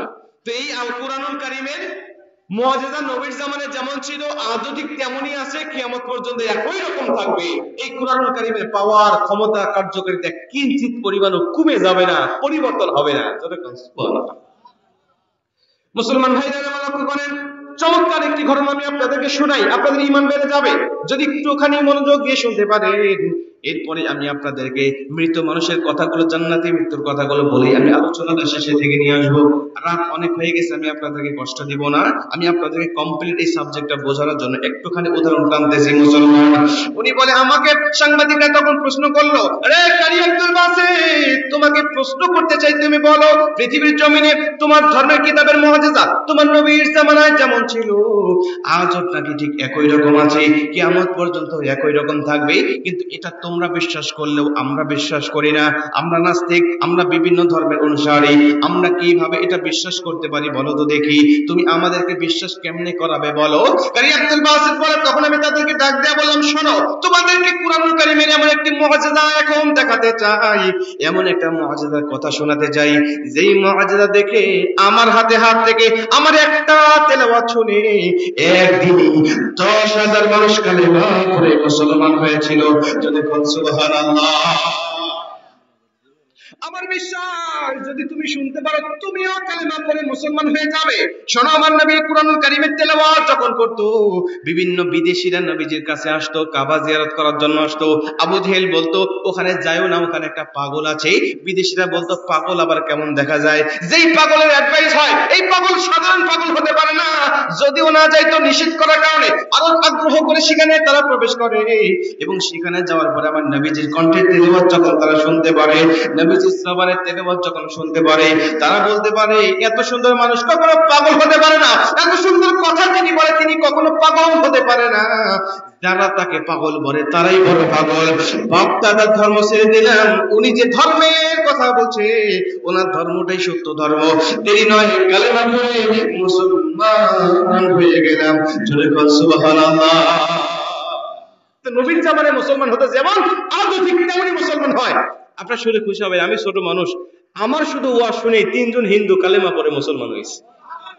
পৃথিবীতে হাজার হাজার মানুষ কালেমা পড়ে মুসলমান, শুধু কোরআন কারিমের মর্যাদা দেখে। কারি আব্দুল বাসিত বলে, শোনো তোমাদেরকে একটা কোরআনের মর্যাদা দেখাই, যে মর্যাদা দেখে আমার হাতে হাত থেকে 10,000 মানুষ মুসলমান হয়েছে। তখন সাংবাদিক তো অবাক, বলে কি 10,000 একদিনে? বলে হ্যাঁ, কেমনে? উনি বলে মিশরের প্রেসিডেন্ট জামাল আবদেল নাসের, উনি আমাকে রাশিয়ার জমিনে পাঠিয়েছিলেন একবার কোরআন তেলাওয়াত করার জন্য। আমি প্রথমে চাইতে চাই নাই, আমি বললাম দেখেন আমি মুসলমান তেলাওয়াত করবো মুসলমানের কিতাব থেকে, আমার তেলাওয়াত শুনে হাজার হাজার মানুষ, হাজার হাজার মুসলমান তাদের ইমানটা বাড়িয়ে নিবে, এটা ঠিক, কিন্তু যেখানে মুসলমান আছে সেখানেই নেই মুসলমান তেলাওয়াত করবো আমি। রাশিয়ার জমিনে কোনো মুসলমান নাই, মুসলমানের কোনো অস্তিত্ব নাই, ওখানে আমার তেলাওয়াত কে শুনবে আর কার ইমান বাড়বে? তখন কাজী আব্দুল বাসিত বলছে, তখন আমাকে মিশরের প্রেসিডেন্ট বলছে, দেখো তোমার তেলাওয়াত শুনে ইমান বাড়ানোর জন্য তোমাকে দাওয়াত করা হয় নাই, ওখানে একটা প্রতিযোগিতা হবে বিভিন্ন ধর্ম গ্রন্থের উপরে, তুমি কুরআনুল কারীমের থেকে তেলাওয়াত করে শোনাবে, তোমার তেলাওয়াতের যে কণ্ঠ, তোমার যে সুর, তোমার যে ধাস, মনে হয় তোমার তেলাওয়াত শুনে তারা তোমার কোরআনকে বিজয় করবে, আর তোমার কোরআন বিজয় হওয়া মানে ইসলাম বিজয় হয়ে যাওয়া, আর তুমি যদি ইসলাম বিজয় করে আমার দেশে ফেরত আসতে পারো, আমি কথা দিলাম রাষ্ট্রীয়ভাবে তোমাকে সর্বোচ্চ সম্মাননা দিয়ে আমার মিশরে তোমাকে বরণ করে নেব। জোরে বলুন আল্লাহু আকবার। ভাই, এখান থেকে আমরা একটা শিক্ষা পাই, বিভিন্ন দেশের নাগরিক যখন বিদেশে গিয়ে যখন কোনো কিছু অর্জন করে, তখন ওই দেশের সরকারের ন্যূনতম একটা দায়িত্ব হয়ে যায় যে তাকে একটু সম্মান দিয়ে নিজের দেশে বরণ করে নেওয়া, কথা কোন ঠিক কিনা? আর এই অর্জনটা যদি হয় মহাগ্রন্থ, শ্রেষ্ঠ গ্রন্থ আল কোরআনের মাধ্যমে, তাহলে ওই দেশের সরকারের উপরে ওয়াজিব হয়ে যায় তাকে সর্বোচ্চ সম্মান দেওয়া, কথা কোন ঠিক কিনা? কথা বলেন। আমার দেশের ইতিহাস আপনারা জানেন, আমার দেশের ইতিহাস আপনারা জানেন, এই বাংলার জমিনে হাজার হাজার হাজার হাজার মানুষেরা বিভিন্ন সময় পদ্ধতিতে অংশগ্রহণ করে। বিগত 16 বছরের কথা যদি আমি আপনাদেরকে বলি, এই 16 বছরের মধ্যে বাংলাদেশ থেকে শত শত কোরআন হাফেজ বিভিন্ন দেশে গেছে আর চ্যাম্পিয়ন হয়ে তার বাংলার জমিনে পা রেখেছে, কিন্তু একজন কোরআনের হাফেজদেরকে আমরা সম্মানিত করতে দেখি নাই, কথা ঠিক কি? দেখেছেন কি আপনারা? শুধু অবহেলিত আর লাঞ্ছিত আর পদদলিত। অথচ আমার দেশের ক্রিকেটাররা যখন বিদেশে যায় কোনো কিছু খেলার জন্য, অর্জন করার জন্য, আজও পর্যন্ত একটা বিশ্বকাপ কোনো ক্রিকেটার আমাদেরকে উপহার দিতে পারে নাই, অথচ ওই ক্রিকেটারদের পিছনে কোটি কোটি টাকা নষ্ট হয়। এরপরে যখন একটা 4 মারে, ছক্কা মারে, সেঞ্চুরি নেয়, পরের দিন গুলশান আর বনানীতে তাদের জন্য একটা ফ্ল্যাট বরাদ্দ হয়ে যায়, কথা ঠিক কি না? আজও পর্যন্ত কোরআনের কোন হাফেজদের জন্য ফ্ল্যাট বরাদ্দ হয়েছে আপনারা শুনছেন? 111টা 121টা রাষ্ট্রকে পর্যন্ত পিছনে ফেলে এই হাফেজে কোরআনরা যখন নিজের দেশে প্রবেশ করে, একটা সাংবাদিক, একটা নেতা 10 টাকার ফুল দিয়েও তাদেরকে শুভেচ্ছা জানানোর সময় পাই নাই, কথা ঠিক কি? অতএব যে দেশে গণির কদর হয় না, ওই দেশে গণি কিন্তু বেশি দিন জন্ম নেয় না। এই দিন এতদিন কদর হয় নাই, এখন কদর করার দরকার আছে না নাই? জোরে বলেন, এখন কদর করার দরকার আছে না নাই? এখন আমরা বাংলার জমিনটাকে ইসলামের রঙে রঙিন করবো ইনশাআল্লাহ, কথা বলে ঠিক না? বাংলাদেশের প্রতিটা প্রাইমারি স্কুল থেকে একজন করে হাফেজে কোরআনের নিয়োগ হবে, এখন থেকে একজন কোরআন হাফেজ প্রাইমারি স্কুলে নিয়োগ হয়, এতে কি হবে? একটা হাফেজে কোরআনের কর্মসংস্থানের ব্যবস্থা হবে। ওই প্রাইমারি স্কুল থেকে একটা ছোট্ট ছোট্ট সন্তান বিশুদ্ধভাবে কোরআন তেলাওয়াত শিখবে, বিশুদ্ধভাবে ইসলাম শিখবে, বিশুদ্ধভাবে নামাজ শিখবে। ও যদি ডাক্তারও হয়, ইঞ্জিনিয়ারও হয়, ব্যারিস্টারও হয়, নিজের বাবার জানাজা নিজেই পড়াতে পারবে, কথা ঠিক না? অতএব আমরা ইসলামী দেশ হিসাবে বাংলাদেশটাকে গর্ব ইনশাআল্লাহ। আল্লাহ তৌফিক দান করুক, জোরে বলেন আমিন। এরপরে কাজী আব্দুল বাসিত বলছে, আমি চলে গেলাম সেখানে, যাওয়ার পরে তাকিয়ে দেখি হাজার হাজার মানুষের সমাগম, আমি সেখানে গিয়ে উপস্থিত হয়ে আছি। উপস্থিত হওয়ার পরে আমি তাকিয়ে দেখি শত শত মানুষ, হাজার হাজার মানুষ সেখানে বসা প্যান্ডেলে। আমার মনটা খুশি হয়ে গেল, এত মানুষের মাঝে আজকে কোরআন থেকে আমি তেলাওয়াত করব, না জেনে আমার কোরআনের তেলাওয়াত শুনে আজ কত মানুষ ইসলাম ধর্ম গ্রহণ করে নেবে। কিন্তু কি অবাক করা বিষয়, যেই ঘরে আমাকে বসতে দিল, ওই ঘরের সব পণ্ডিতরা বসা, সব ধর্মের পণ্ডিতরা বসা। ওরা আমার পরিচয় পাওয়ার আগে আমাকে দেখে নাক ছিটকানো শুরু করেছে, আমাকে দেখে অপমান করা শুরু করে দিয়েছে, আমাকে দেখে ইনসাল্ট করা শুরু করে দিয়েছে। আমি বুঝতে পারলাম আমার অপরাধ শুধু একটা, আমি হলাম মুসলমান। সব ধর্মের লোক সব ধর্মের সাথে ভালোভাবে কথা বলছে, কিন্তু আমার সাথে কেউ কথা বলছে না, আমার পক্ষেও কেউ কথা বলছে না, সবাই ঐক্য হয়ে আমার মুসলমানের বিরুদ্ধে কথা বলে। আমি অবাক দৃষ্টিতে তাকিয়ে থাকলাম, আরে আর তারা সব ধর্মের লোকেরা আমার বিরোধিতা করতে এসে ঐক্য হয়েছে, আর আমরা মুসলমান এক ধর্মই ঐক্য হতে পারি নাই, এক ধর্ম 36 দলে বিভক্ত, কথা কোন ঠিক কিনা? আজকে মুসলমানদের ধর্মের মধ্যে যত বিভক্তি, অন্য ধর্মের মধ্যে এত বিভক্তি পাবেন না। ও কাফের, ও মুনাফিক, ও মুশরিক, ওর আকীদা খারাপ, ওর এটা খারাপ, ওর ওটা খারাপ, এটা বলে শুধুমাত্র আমরা বিভক্তি করতেছি, কথা ঠিক কিনা? তবে একটা বক্তব্য আজকে আমি শুনলাম, খুবই ভালো লেগেছে, গতকালকে শুনেছি সরমনের ময়দানে আল্লামা মামুনুল হক একটা ভাষণ দিয়েছেন, আপনারা অনেকেই শুনেছেন। উনি বলেছেন এখন আমরা সব দলের সাথে ঐক্য গঠন করব।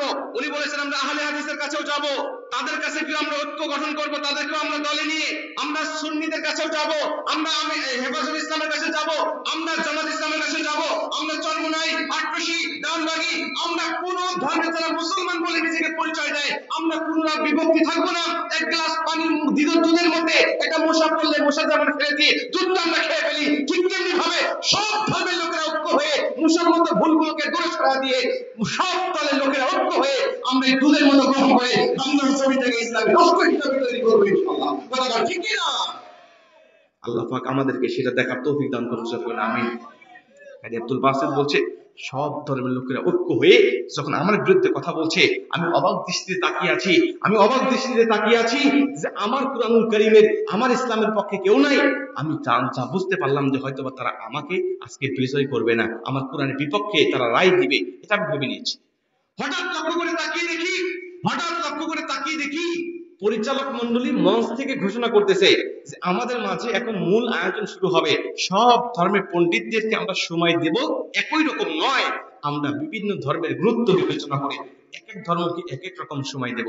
কেউ বলছেন খ্রিস্টানকে সময় দেব 10 মিনিট পর্যন্ত, হিন্দুকে সময় দেব 8 মিনিট পর্যন্ত, বৌদ্ধকে সময় দেব 6 মিনিট পর্যন্ত। এবার বিভিন্ন ধর্মের টাইম বন্টন হচ্ছে। উনি বলছেন আমি চিন্তা করলাম যে আমাকে তারা কয় মিনিট সময় দিবে, আমি সবার শেষে আমার কানটা খরগোশের মতো খাড়া করে দিয়েছি, দেখি আমাকে তারা কয় মিনিটের কথা বলে।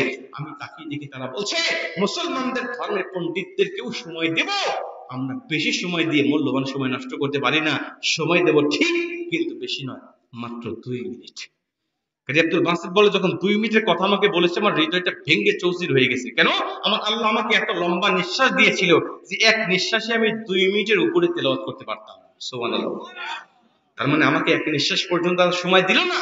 আমি আল্লাহ তাআলার কাছে বিচার দিলাম, আল্লাহ কোরআন নাজিল করেছো তুমি, হেফাজতের দায়িত্ব রেখে দিয়েছো তুমি যদি চাও কোরআনের মানকে উঁচা করতে, দুনিয়ার কোন নাস্তিক, মুরতাদ, রাম, বাম, ইহুদির বাবারও ক্ষমতা নাই কোরআনের মানকে খাটো করতে। জোরে বলো আল্লাহু আকবার। মুসলমান ভাইরা আমার, উনি বলছেন আমি সঙ্গে সঙ্গে আল্লাহকে ডাক দেয়া বললাম, আল্লাহ তুমি কুরআনুল কারীমের মান, ইজ্জত, সম্মানটা বৃদ্ধি করে দাও। এই বলে তিনি বলে আমি আল্লাহ পাকের কুদরতি সিজদায় পড়ে গিয়েছি। আল্লাহ পাকের যত দোয়া কবুলের শর্ত কোরআনের মধ্যে দিয়েছি, আমি সব শর্তগুলো মেনে আল্লাহ পাকের কাছে আমি দোয়া করতেছি। আমাকে সূরাতুল আরাফের একটা আয়াত মনে হয়ে গেল। সূরাতুল আরাফের মধ্যে আল্লাহ পাক ডাক দেয়া বলে ওয়ালিল্লাহিল আসমাউল হুসনা ফাদউহু বিহা।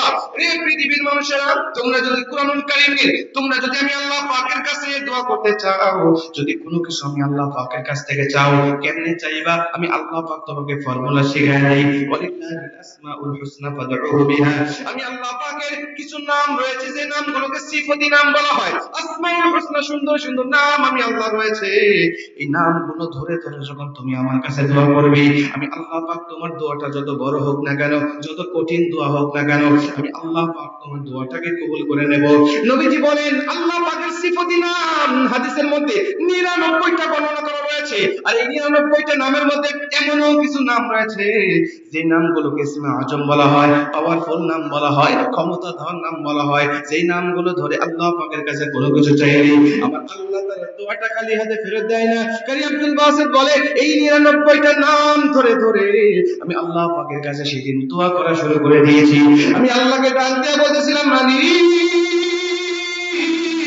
ও আমার আল্লাহ, তুমি তো সেই আল্লাহ যিনি আল্লাহুল্লাযী লা ইলাহা ইল্লাহু الرحمن الرحيم الملك القدوس السلام المؤمن المهيمن العزيز الجبار المتكبر الخالق البارئ المصور الغفار الغفار الوهاب الرزاق الفتاح العليم القبيض الباسط الخافض الرافع المعز المجيد السميع البصير الحكم العدل اللطيف الخبير الحليم العظيم الغفور الشكور العلي الكبير হাফিজুল মুকিতুল হাসিবুল জালিলুল কারীমুর রাকিবুল মুজিবুল ওয়াসিল আল হাকিমুল ওয়াদুদুল মাজিদুল বারিতুল শহীদ আল হাক্কুল ওয়াকিলুল কবিকুল মাতিনুল ওয়ালিউল হামিদুল মুহসিনুল মুবদিউল মুঈদ আল মুহয়িল মুমীতুল হাইয়ুল কাইয়্যুমুল ওয়াজিদুল মাজিদুল ওয়াহিদুল আহাদুস সামাদ আল কাদিরুল মুকতাদিরুল মুকদ্দামুল মুআখিরুল আউওয়াল ওয়াল আখির ওয়াল যাহির ওয়াল বাতিনুল ওয়ালি আল মুতাআল্লিল বারুত তাওয়াবুল মুনতাকিম আল আফুর রাউফুল মালিকুল মুলকিদুল জালালি ওয়াল ইকরাম আল মুকসিদুল মুগনিল মানিউদ দারুল নাফিউল নূরুল হাদিল বাদিউল বাকি আল ওয়ারিসুর রশীদুস সাবুর। আল্লাহু আকবার, আল্লাহু আকবার। কাজী আব্দুল বাসিত বলে আল্লাহ পাকেই 99টা নাম ধরে যখন দোয়া করা শুরু করে দিয়েছি, আমি তাকিয়ে দেখি আমার আল্লাহ রাব্বুল আলামিনের কুরআনুল কারীম থেকে তেলাওয়াত করার জন্য আমার নামটা ডাকা হচ্ছে। সব ধর্মের পণ্ডিতরা তেলাওয়াত করে করে জাস্ট টাইমে নেমে এসেছে। আমি যখন চলে গিয়েছি আমাকে বলা হলো তোমার সময় কিন্তু 2 মিনিট আমরা করে দিয়েছি, খবরদার 2 মিনিট অতিক্রম যেন তোমার সময়টা না হয়ে যায়। 2 মিনিটের মধ্যে আমরা তোমাকে একটা সিগন্যাল দেব, সিগন্যাল পাবে যখন তুমি তেলাওয়াত বন্ধ করবে, তখন সিগন্যাল পাওয়ার পরেও যদি তোমার তেলাওয়াত বন্ধ না হয় আমরা তোমার মাইক্রোফোনটা বন্ধ করে দেব। মাইক্রোফোন বন্ধ হয়ে গেলে তেলাওয়াত করলেও তোমার তেলাওয়াত কেউ শুনতে পাবে না, তখন তোমাকে অপমান করে আমরা মঞ্চ থেকে নামিয়ে দেব। রে কাজী আব্দুল বাসিত, খবরদার তুমি 2 মিনিট অতিক্রম করো না। কাজী আব্দুল বাসিত বলে আমি আল্লাহকে আবারও ডাক দিয়ে বললাম, ও আমার আল্লাহ, কুরআন নাজিল করেছো তুমি, হেফাজতের দায়িত্ব তুমি নিজে রেখে দিয়েছো। আল্লাহ, ওরা যদি আমাকে 2 মিনিট সত্যি তেলাওয়াতের পরে মাইক্রোফোনটা বন্ধ করে দেয়, এই জাতি কি আমি কুরআনুল কারীম তৃপ্তি সহকারে শোনাতে পারবো না। আর কুরআন তৃপ্তি সহকারে না শোনালে এই কুরআনুল কারীমের বিজয় আমি করতে পারবো না। আল্লাহ, ওরা মাইক্রোফোন যেন বন্ধ না করে, আল্লাহ ওরা আমাকে ফেল বলুক, ওরা আমাকে ডিসকোয়ালিফাই করুক, আমার কোনো আপত্তি নাই। শুধু হাজার হাজার মানুষগুলোকে আমি কুরআনুল কারীম তৃপ্তি সহকারে শোনাতে চাই। ওরা আমাকে ফেল বললেও জনগণ যদি কুরআনুল কারীম একবার মজা নিয়ে শুনতে পারে, এই জনতা কুরআনুল কারীমের বিজয় ঘোষণা করবে। সুবহানাল্লাহ। উনি বলে আমি সঙ্গে সঙ্গে আল্লাহ পাকের কাছে এই দোয়াটা করে আমি তেলাওয়াতটা শুরু করেছি। আমাকে আল্লাহ পাক যত কণ্ঠ দিয়েছিল, আমার জীবনে যত সুর ছিল সবকিছুকে উজাড় করে দিয়েছি। আমার যত শক্তি ছিল সবকিছুকে একত্রিত করে আউযু বিল্লাহ বিসমিল্লাহ বলে একটা তেলাওয়াত আমি শুরু করেছি। আল্লাহ করে চোখটা খুলে দেখি জনগণের কি অবস্থা। সবাই আমার দিকে হা করে তাকিয়ে আছে। মনে হচ্ছে তারা হেদায়েত জ্ঞান ভুলে গিয়েছে, মনে হচ্ছে তাদের টাইম সম্বন্ধে কোনো জ্ঞান নাই, মন মানসিকতা এই জগতের অন্য জগতে চলে গেছে। আমি সুযোগটা হাতছাড়া করি নাই। আমার আল্লাহ পাক আমাকে যত কণ্ঠ দিয়েছিল সব কিছু যা করে দিয়ে আমি তেলাওয়াত শুরু করে দিয়েছি। এক নিঃশ্বাস তেলাওয়াত শেষ হয়, অন্য নিঃশ্বাস তেলাওয়াত শুরু হয়ে যায়। এক লাহানে কুরআনুল কারীমে তেলাওয়াত শেষ হয়, অন্য লাহানে অন্য পৃষ্ঠা তেলাওয়াত শুরু হয়ে যায়। এভাবে সূরা তাহা থেকে তেলাওয়াত আমার চলতেছিল। আমার তেলাওয়াত চলতে চলতে চলতে চলতে এভাবে তেলাওয়াত করতে করতে করতে করতে আমি দিকে মুখ করে তাকিয়ে দেখি 45 মিনিট সময় তেলাওয়াত হয়েছে। একজন পরিচালক আমার তেলাওয়াতে মাথা করে নাই। আল্লাহু আকবার।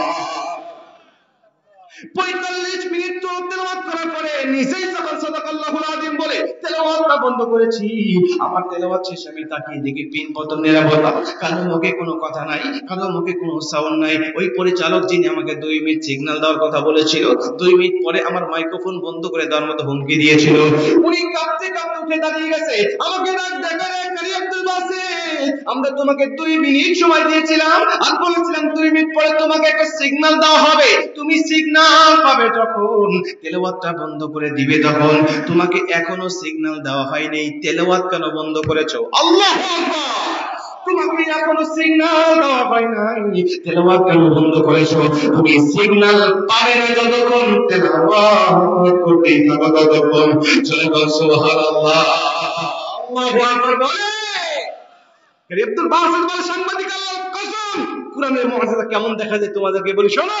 ওই পরিচালক কাঁপতে কাঁপতে উঠে আমার কাছে এসে হাতটা চেপে ধরে আমার কপালে একটা চুমা দিয়ে ডাক দিয়ে রে কাজী আব্দুল বাসিত শোনো, আমরা খ্রিস্টানকে 10 মিনিট সময় দিয়েছিলাম, বিরক্ত হয়েছি। আমরা হিন্দুকে 8 মিনিট সময় দিয়েছিলাম, বারবার ঘুরে দেখেছি কখন তার সময় শেষ হবে, কখন তাকে মঞ্চ থেকে নামাবো। আর তোমাকে সময় দিলাম 2 মিনিট পার করলে 45 মিনিট। তোমার সৃষ্টিকর্তার কসম, আমাদের মনে হচ্ছে এখনো 2 মিনিট তৃপ্তি হয় নাই। এতগুলো মানুষকে তুমি বিরক্তহীন ভাবে বসায় রাখছো, এতগুলো মানুষের টাইম সম্বন্ধে জ্ঞান তুমি হারায় দিয়েছো। আমার দীর্ঘ জীবনের পরিচালকের অভিজ্ঞতা থেকে তোমাকে জানাচ্ছি, যে কিতাব মানুষের হেদায়েত জ্ঞান ভুলায় দিতে পারে, টাইম সম্বন্ধে জ্ঞান ভুলায় দিতে পারে, এই কিতাব আর যাই হোক কোন মানব রচনা করতে পারে না। অতএব আমি তোমাকে ঘোষণা করছি, এই কিতাব লিখেছেন তিনি, আমার সৃষ্টিকর্তা যিনি। অতএব এই কোরআন যে ধর্মের কথা বলছে, ইন্নাদ দীনা ইনদাল্লাহিল ইসলাম, ওই ধর্মটাই সত্য ধর্ম। আজ কে কি বলবে, কে কি মনে করবে, সেদিকে তোয়াক্কা করলাম না। সর্বপ্রথম তুমি আমাকে কালেমা পড়াইয়া মুসলমান বানায় দাও। আব্দুল বাসির বলে, সাংবাদিক কোরআনে মুআজিজা কেমন দেখা যায় শোনো। ওই কনফারেন্স শেষে আমার হাত থেকে 10,000 মানুষ কালেমা পড়ে মুসলমান হয়েছে। এখন বলেন কোরআনে মুআজিজা আছে না নেই? আরেকটু জোরে কোন, কোরআনে ক্ষমতা আছে না নেই? এই কোরআন যদি আমার সাথে থাকে আমার ক্ষমতা বাড়বে নাকি কমবে? এই কোরআন যদি আমার দেশের সাথে থাকে আমার দেশের ক্ষমতা বাড়বে নাকি কমবে? কিন্তু এই কোরআন দিয়ে কি আমরা দেশ চালানোর কথা ভুলেও কি চিন্তা করি? জোরে কোন, কোরআন দিয়ে কি আমরা দেশ চালাই? এক লোক নতুন বিয়ে করছে, বাসর রাতে বউকে ডাক দেখে, বউ আমি কিন্তু সরকারি চাকরি করি, অতএব আমার সাথে কথা বলতে তুমি খুব সাবধানে কথা বলবে। বউ তো অবাক, আপনি সরকারি চাকরি করেন, অথচ আমার মা বাবা আমাকে বলেই নেই যে বাজারে সরকারি চাকরির যে দাম, কোন ছেলে যদি সরকারি চাকরি করে আর ওর বয়স যদি 40 বছর হয়, ওর মাথায় চুল একটাও না থাকে, টাকলা হয়ে গেছে, তারপরেও মা বাবা শুধু ওই ছেলেকে চোখে দেখে, কথা কোন ঠিক কিনা? অন্য ছেলেকে ভুলেও তাকায় না মেয়ে বিয়ে দেওয়ার জন্য, শুধুমাত্র ওর সাথে মেয়ে বিয়ে চায়। আর আপনি সরকারি চাকরি করেন, মা বাবা জানেই না, আমাকে বলেই নেই কি চাকরি করে। ওই যে ট্রেনের লাইন চলে গেছে, ওই ট্রেনের লাইনের পাশে একটা ছোট্ট পার্শ্ব রাস্তা আছে, ওই পার্শ্ব রাস্তার পাশে আমি দাঁড়িয়ে থাকি, যখন ট্রেন যায় বাস নামায় দেই, যখন ট্রেন চলে যায় বাস উঠায় দেই। ও আপনি গেটম্যান? কয় তুই গেটম্যান বলে আমাকে তাচ্ছিল্য করতেছিস, তুই জানিস আমার ক্ষমতা কত? কয়েকটা গেটম্যানের আর কি ক্ষমতা থাকে? কয় তোকে তাচ্ছিল্য করলে তুই বুঝবি না, আগামীকাল সকালে তোকে নিয়ে যাব। নতুন বউ কুয়াশার সকালে ট্রেনে হিসেবে নিয়ে আসছে ক্ষমতা দেখানোর জন্য, বা ট্রেন আসতে এখন অনেক দেরি আছে, ও বাস নামায় দিয়ে বসে আছে, হাজার হাজার ভ্যান রিক্সা মোটরসাইকেল সব লাইন হয়ে দাঁড়িয়ে আছে। ও ডাক দেখা, তুই বিশ্বাস করতেছিলি না আমার ক্ষমতা কত? শুধু একটা বাস নামায় দিয়েছি বলে সবাই লাইন হয়ে দাঁড়িয়ে আছে, আমাকে কেউ কিচ্ছু বলে না। ও আপনার তো আসলে অনেক ক্ষমতা। আর কি ক্ষমতা আছে? আরো ক্ষমতা আছে, ট্রেন আসতেছে ও বাস উঠায় দিচ্ছে, পকেট থেকে লাল পতাকা বের করে ট্রেনের ড্রাইভারকে বারবার সিগন্যাল দিচ্ছে। ট্রেনের ড্রাইভার চিন্তা করলেন হয়তো বা লাইন টাইন কাটা আছে, হয়তো বা লাইন ক্লিয়ার নাই, এই জন্য সিগন্যাল দিচ্ছে। ও ট্রেনটা থামায় দিয়ে নেমে এসে ডাক দেখা, ভাই কোনো সমস্যা? ভাই কোনো সমস্যা নাই, আমার বউ বিশ্বাস করতেছিল না আমার ক্ষমতা কত, এজন্য ট্রেন থামায় একটু ক্ষমতা দেখালেন। ট্রেনের ড্রাইভার তো রেগে মেগে আগুন, বেটা ফাজলামো করো, কত গুরুত্বপূর্ণ মানুষ বসে আছে, বিভিন্ন গন্তব্যে যাবে, আর তুমি বউকে ক্ষমতা দেখানোর জন্য ট্রেন থামাইছো, এই বলে দিয়েছে থাপ্পড়। বউ ডাক দেখো, ওগো তুমি একটা বাস নামায় দিলে হাজার হাজার ভ্যান রিক্সা মোটরসাইকেল দাঁড়িয়ে যায়, বুঝলাম। তুমি একটা কাপড় উঁচা করলে, পতাকা উঁচা করলে, ট্রেনের মধ্যে একটা গুরুত্বপূর্ণ যানবাহন দাঁড়িয়ে যায়, বুঝলাম। এই লোকটা তোমাকে চর মারলো কেন, এটাই তো বুঝলাম না। আরে পাগলি, তুই এটা বুঝলি না? এতক্ষণ আমি দেখালাম আমার ক্ষমতা, আর এখন ও দেখাচ্ছে ওর ক্ষমতা।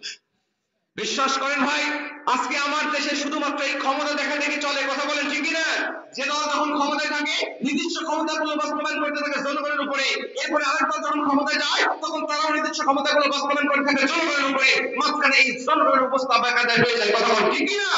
কিন্তু আমরা যদি নিজস্ব ক্ষমতা বাস্তবায়ন না করে এই কোরআন কারীমের ক্ষমতা একবার যদি বাস্তবায়ন করতে পারি, আল্লাহ কসম করে বলতে পারি, আগামীকালকে পূর্ব দিগন্ত থেকে রক্তিম সূর্য উদিত হবে, এটা যেমন মহাযজ্ঞ, তেমন পৃথিবীর অশান্তির বেড়াজালকে ভেদ করে এই দুনিয়ার জমি শান্তি হয়ে যাবে, এটাও ঠিক তেমনই সত্য, কথা বলে ঠিক কিনা?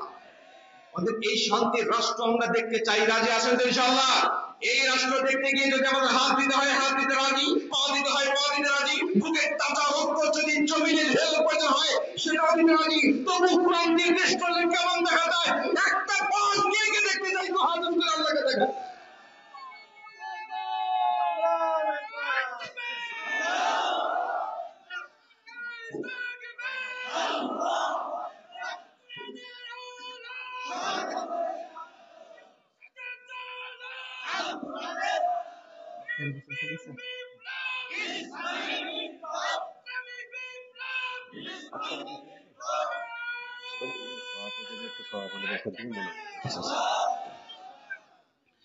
আচ্ছা, আমার তো সময় শেষ হয়ে গেছে, আলোচনা শেষ হয়ে না, আমার যে সময় দিয়েছে পার হয়ে গেছে। হ্যাঁ, আগামীকালকে আবার আছেন, আগামীকাল শুনবেন। আমরা আগামীকাল আবার ইনশাআল্লাহ শুনবো, আপনারা একটু ধৈর্য ধরে আজকে শেষ করার অনুমতি দিন, আমরা আগামীকাল শুনবো। যে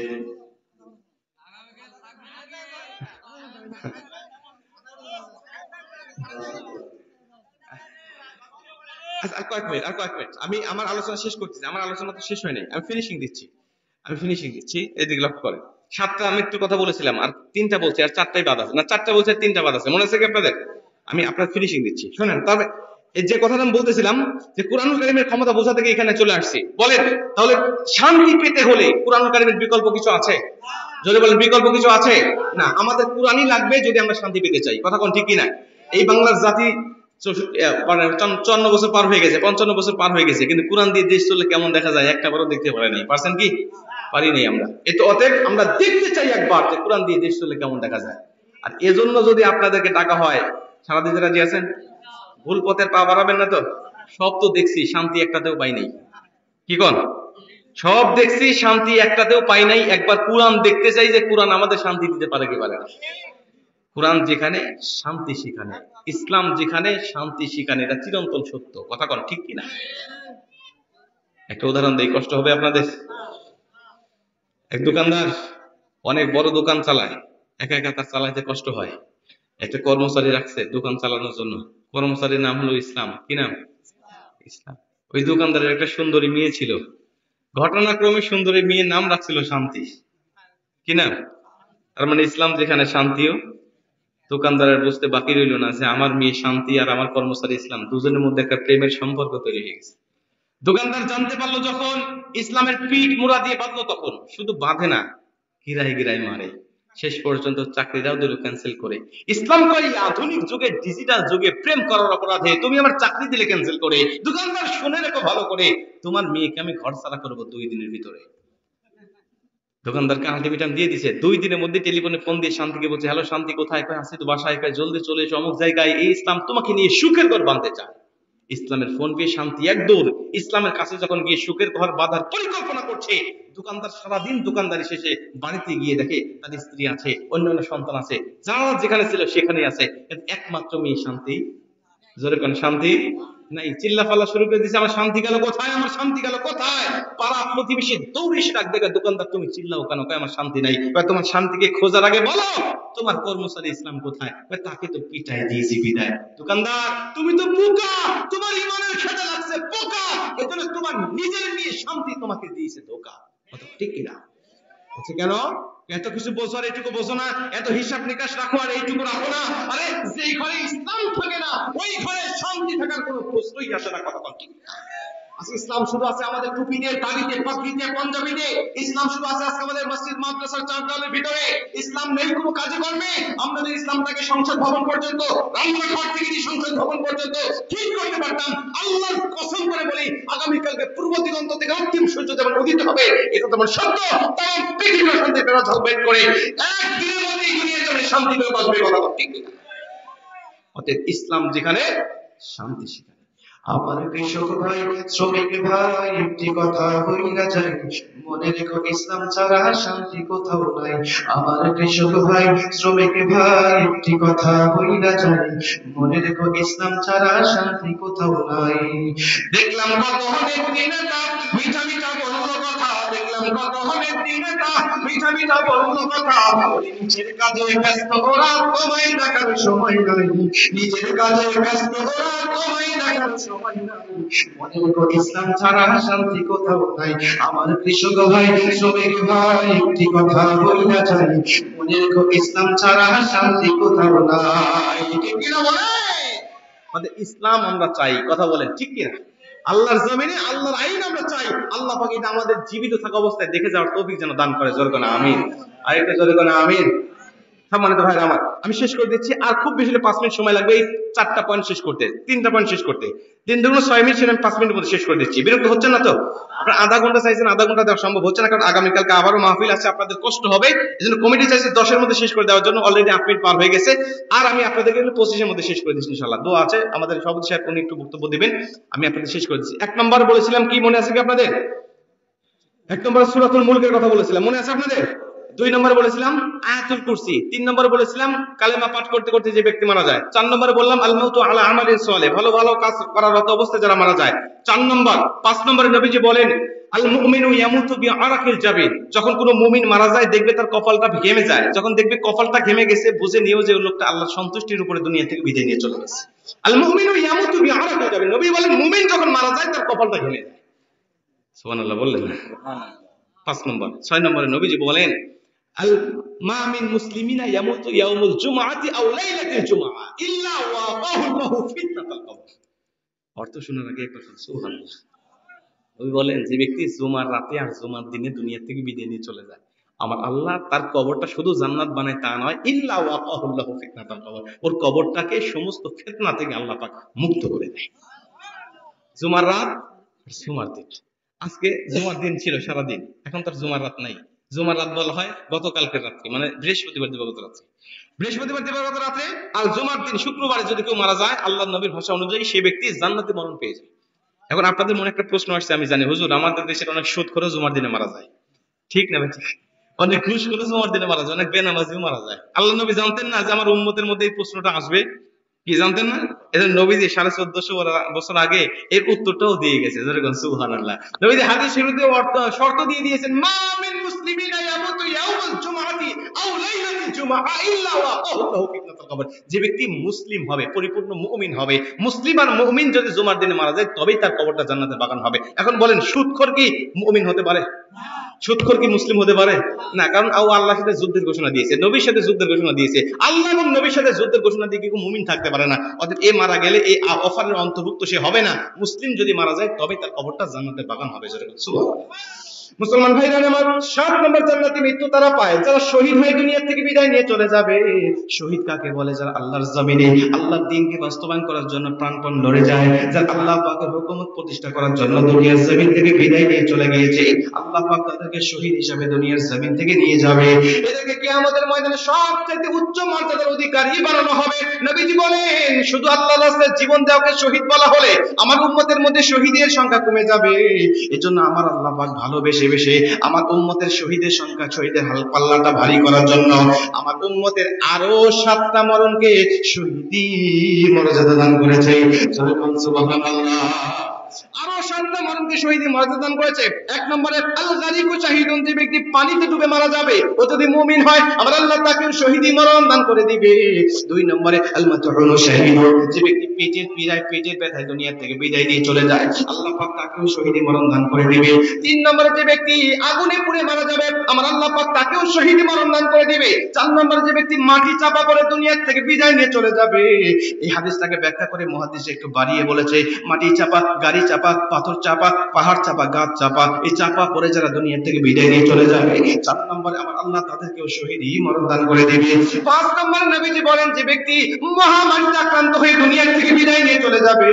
এই যে করোনা গেল, নিঃসন্দেহে একটা মহামারী, এই মহামারীতে আক্রান্ত হয়ে যত মুসলমান মারা গেছে আল্লাহ পাকের ভাষা অনুযায়ী তারা শহীদি মরণ পেয়ে গেছে। 6 নম্বরে যেই ব্যক্তি পার্শ্বদেশে ফোঁড়া ওঠে বা শরীরে বিষ ফোঁড়া ওঠে দুনিয়া থেকে বিদায় নিয়ে চলে যাবে, আমার আল্লাহ নবীর ভাষায় তারাও শহীদি মরণ পেয়ে যাবে। 7 নম্বরে যেই মা সন্তান প্রসব করতে গিয়ে দুনিয়া থেকে বিদায় নিয়ে চলে যাবে, আমার আল্লাহ পাক তাদেরকেও শহীদি মরণ দান করবে। চলে কোন সুবহানাল্লাহ। আল্লাহ আমাদের সবাইকে জান্নাত এবং শহীদি মরণ দান করুক। জোরে করে আমিন। প্রিয় ভাইরা আমার, অনেকক্ষণ পর্যন্ত আমি আপনাদের কথা বলতেছিলাম, তবে মা বোনদের সম্বন্ধে কিছু বলতে পারলাম না। মা বোনরা কি ছিল আশেপাশে? মা বোনদের প্রেগনেন্ট ছিলেন? মা বোনদের সম্বন্ধে কিছু কথা বলার দরকার, কারণ তারাই তো ছিল আমার দেশের সরকার, ক্ষমতায় আসছিল বারবার, আর আমার ঘরে জ্বালায় পুরাই করছিল সার্কাস। আজকের মাহফিল থেকে হালকা তাদের বোঝানোর দরকার ছিল, কিন্তু আজকে যেহেতু সময় নেই, আর বলছি না, আগামীকালকে ইনশাআল্লাহ তাদের সম্বন্ধে আলোচনা হবে, নাকি বলেন? না না, আর বললেন না, এখন দোয়া হবে ইনশাআল্লাহ। আমাদের সভাপতি সাহেব উনি কথা বলবেন। বাজান, আলহামদুলিল্লাহ, সভাপতির সমাপনী বক্তব্য। মাহফিল বাস্তবায়ন কমিটির সভাপতি আমাদের মাহবুবুর রহমান ভাইকে প্রধান আলোচক ইমানকে ক্রেস্ট প্রদান করছেন, সম্মাননাকে ক্রেস্ট প্রদান করছেন মাহবুবুর রহমান। সভাপতির বক্তব্য পেশ করবেন আজকের প্রথম দিনে মাহফিলের সভাপতি মহোদয়কে সম্মাননা ক্রেস্ট প্রদান করছেন মাহফিল বাস্তবায়ন কমিটির সভাপতি মাহবুবুর রহমান।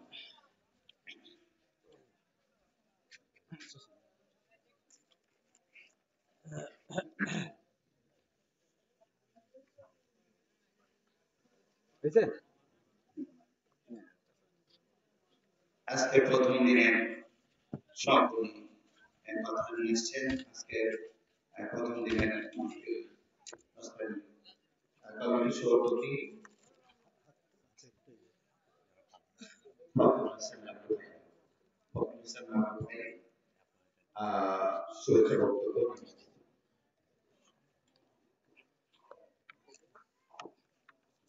السلام عليكم ورحمة الله وبركاته. نحمده ونصلي على رسوله الكريم. أعوذ بالله من الشيطان الرجيم. بسم الله الرحمن الرحيم. أن أقيموا الدين ولا تتفرقوا فيه. صدق الله العظيم. দক্ষিণ সুলতানপুর ঈদগাহ ময়দান, এই ঈদগাহ ময়দান এবং মাহফিল কমিটি কর্তৃক আয়োজিত আজকের এই তাফসীরুল কোরআন মাহফিল, তাফসীরুল কোরআন মাহফিলে আপনারা একটু সময় কয়েক মিনিট মনোযোগ করে যান। মেহমান বসে আছে দোয়া মনোযোগ করার জন্য। মেহমানের দোয়া মনোযোগ নেওয়ার দরকার আছে না? মুসাফির সুদূর ঢাকা থেকে আসছেন, জিল্লুর রহমান জুনায়েদি, উনি প্রিন্সিপাল দায়িত্ব পালন করেন। আজ আমাদের মাঝে অত্যন্ত গুরুত্বপূর্ণ আলোচনা পেশ করেছে, যে 5টা বিষয় আমাদের যে দিক নির্দেশনা দিয়েছে একেবারে কাছাকাছি, কিন্তু সাথে সাথে কবর থেকে জান্নাতের যে খবর দিয়েছে, এটা আমরা আজকে এখান থেকে নিয়ে যাব, এখান থেকে শিক্ষা নিয়ে আমরা এখান থেকে যাব। আর আপনাদের জন্য আগামীকাল আরো একদিন এই সর্বপ্রথম ব্যবস্থাপনা রাখা হয়েছে। এই কোরআন হাদিস থেকে কথা শুনে আপনারা আমরা যেন এলাকার মানুষ আমল করতে পারি, তারও একটা ব্যবস্থা, আরো একটা দিন বাড়িয়ে রাখা হয়েছে। এবং আমরা যে একটু সামান্য তওয়াফের ব্যবস্থা করতাম, সেটাও ওই শেষ দিনের পর ব্যবস্থা হবে। আপনারা সবাই আগামীকাল আসবেন তো? আগামীকাল আমরা এই জলসায় ইতিমধ্যে বক্তারা বলে গিয়েছেন যে আসলে এটা জান্নাতি একটা পরিবেশ। এবং আমি যখন বাড়ি থেকে বের হয়েছি তখন থেকে ফেরেশতা আমাদের সঙ্গে সঙ্গে ফেরেশতার দল সঙ্গে সঙ্গে আছেন, বাড়ি না যাওয়া পর্যন্ত তারা থেকে থাকবেন এবং তারপর যে আল্লাহর কাছে রিপোর্ট দিবেন যে আমরা এরকম একটা কোরআনের জলসায় তাফসীরুল মাহফিল কোরআন থেকে আমরা যে সওয়াবটা নিয়ে গেলাম, আল্লাহর কাছে এই সুসংবাদটা দিবেন। সবাই বলে আলহামদুলিল্লাহ।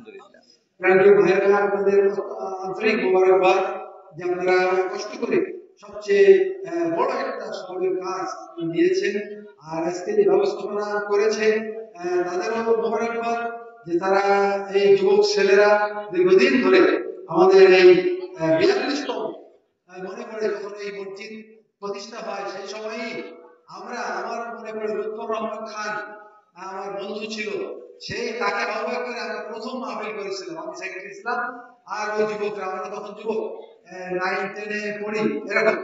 আর সেখান থেকে একটা হয়ে আসছে মাঝে আমাদের গফুর ভাই এই কার্যক্রমটা বেশ ভালো ভূমিকা রাখতো, উনি এখন এই অন্তর ভাই গফুর ভাই। তারপর নজরুল ইসলাম, আমাদের নজরুল ইসলাম ভাই, নজরুলও বেশ কিছু ভূমিকা রাখছে।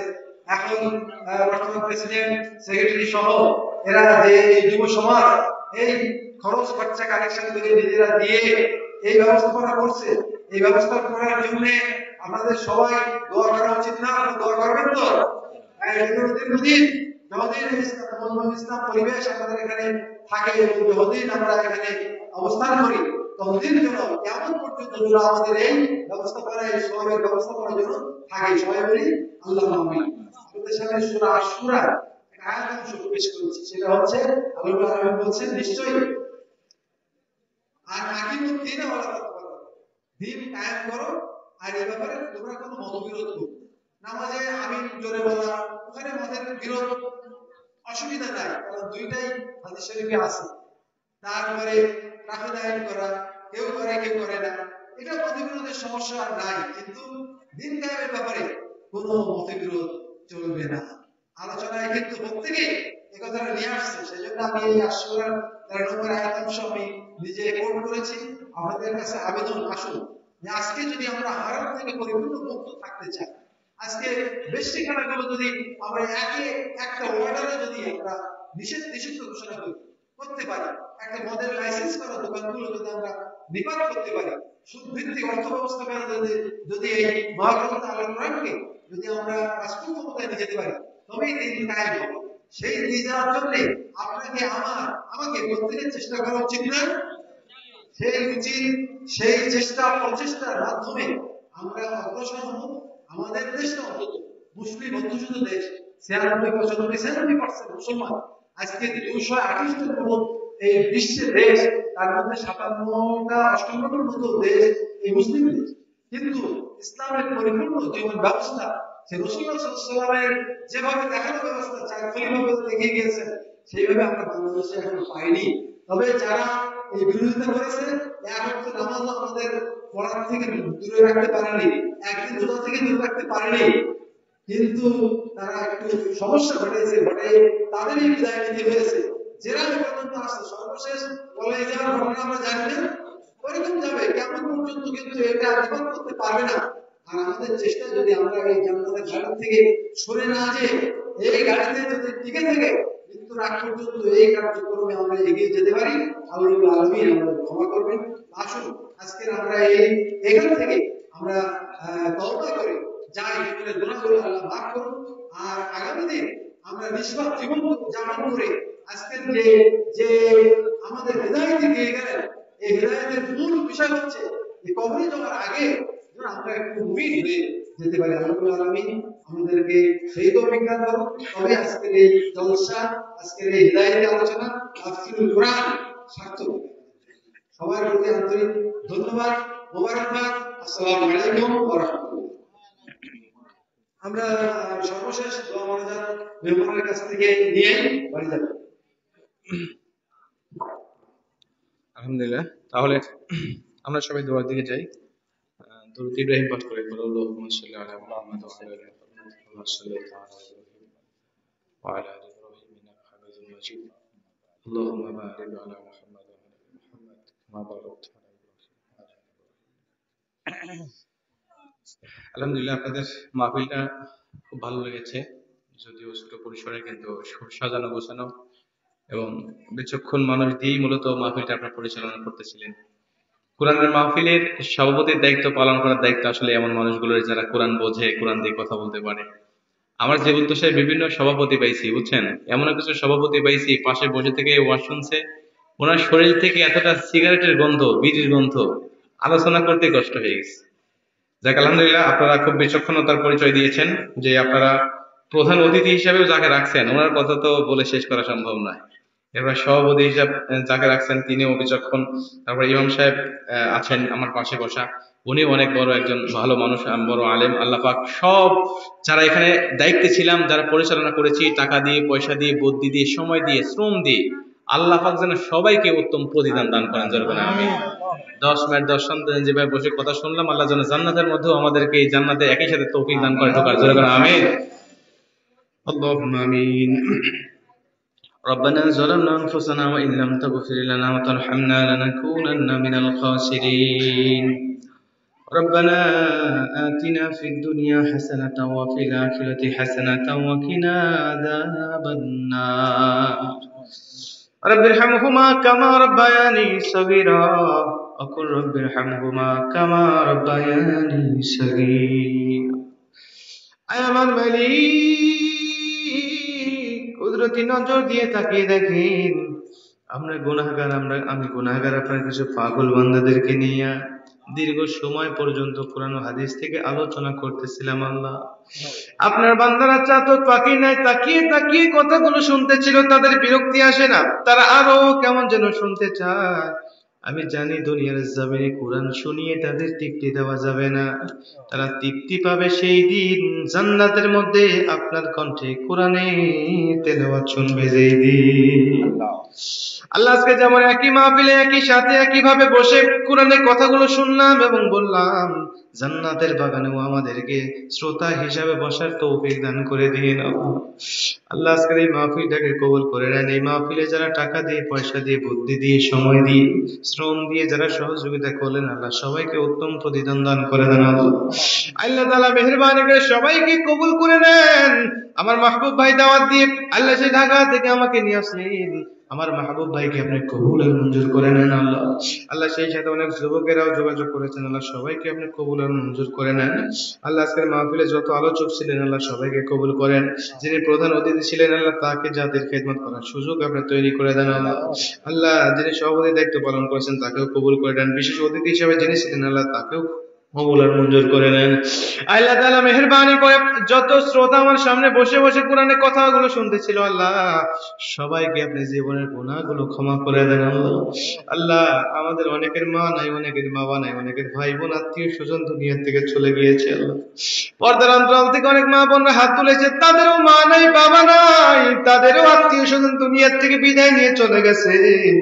আল্লাহ মেহেরবানি করে সকলের কবরগুলোকে জান্নাতের বাগান হিসাবে কবুল করে নেন। আল্লাহ তাআলা অত্র মহল্লায় যত কবরস্থান রয়েছে, যত কবর রয়েছে আল্লাহ সবার কবরগুলোকে জান্নাতের বাগান বানায় নেন। অত্র এলাকার কবরস্থানের যত মাইয়াত ঘুমিয়ে রয়েছে সবাইকে আপনি ক্ষমা করে দেন, সবার কবরগুলোকে জান্নাতের বাগান বানায় দেন। আমরা যারা জীবিত আছি হায়াতে তাইয়্যিবা দান করে দেন, পাঁচ ওয়াক্ত নামাজি হিসাবে কবুলের মঞ্জুর করে নেন।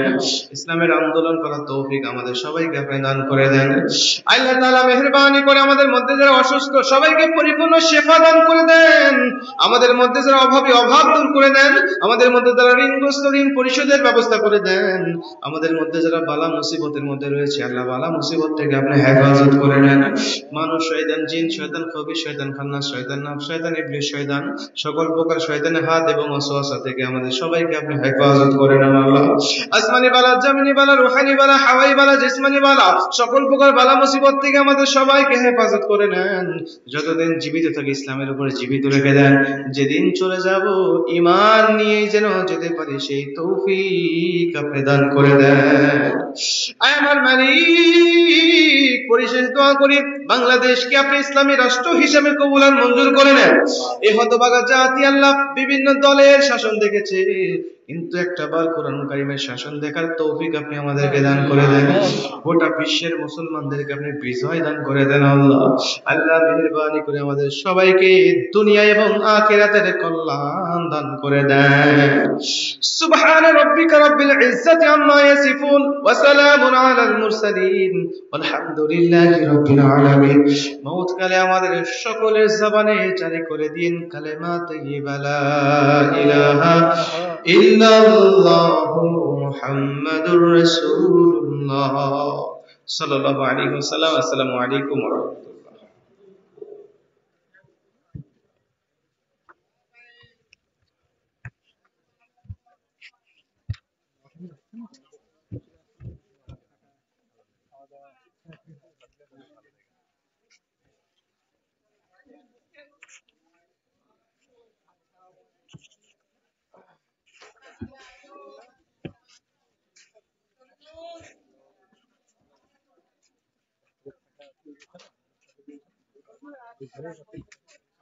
আমাদের স্বেচ্ছাসেবকরা কই রে, চটগুলো উঠাতে হবে।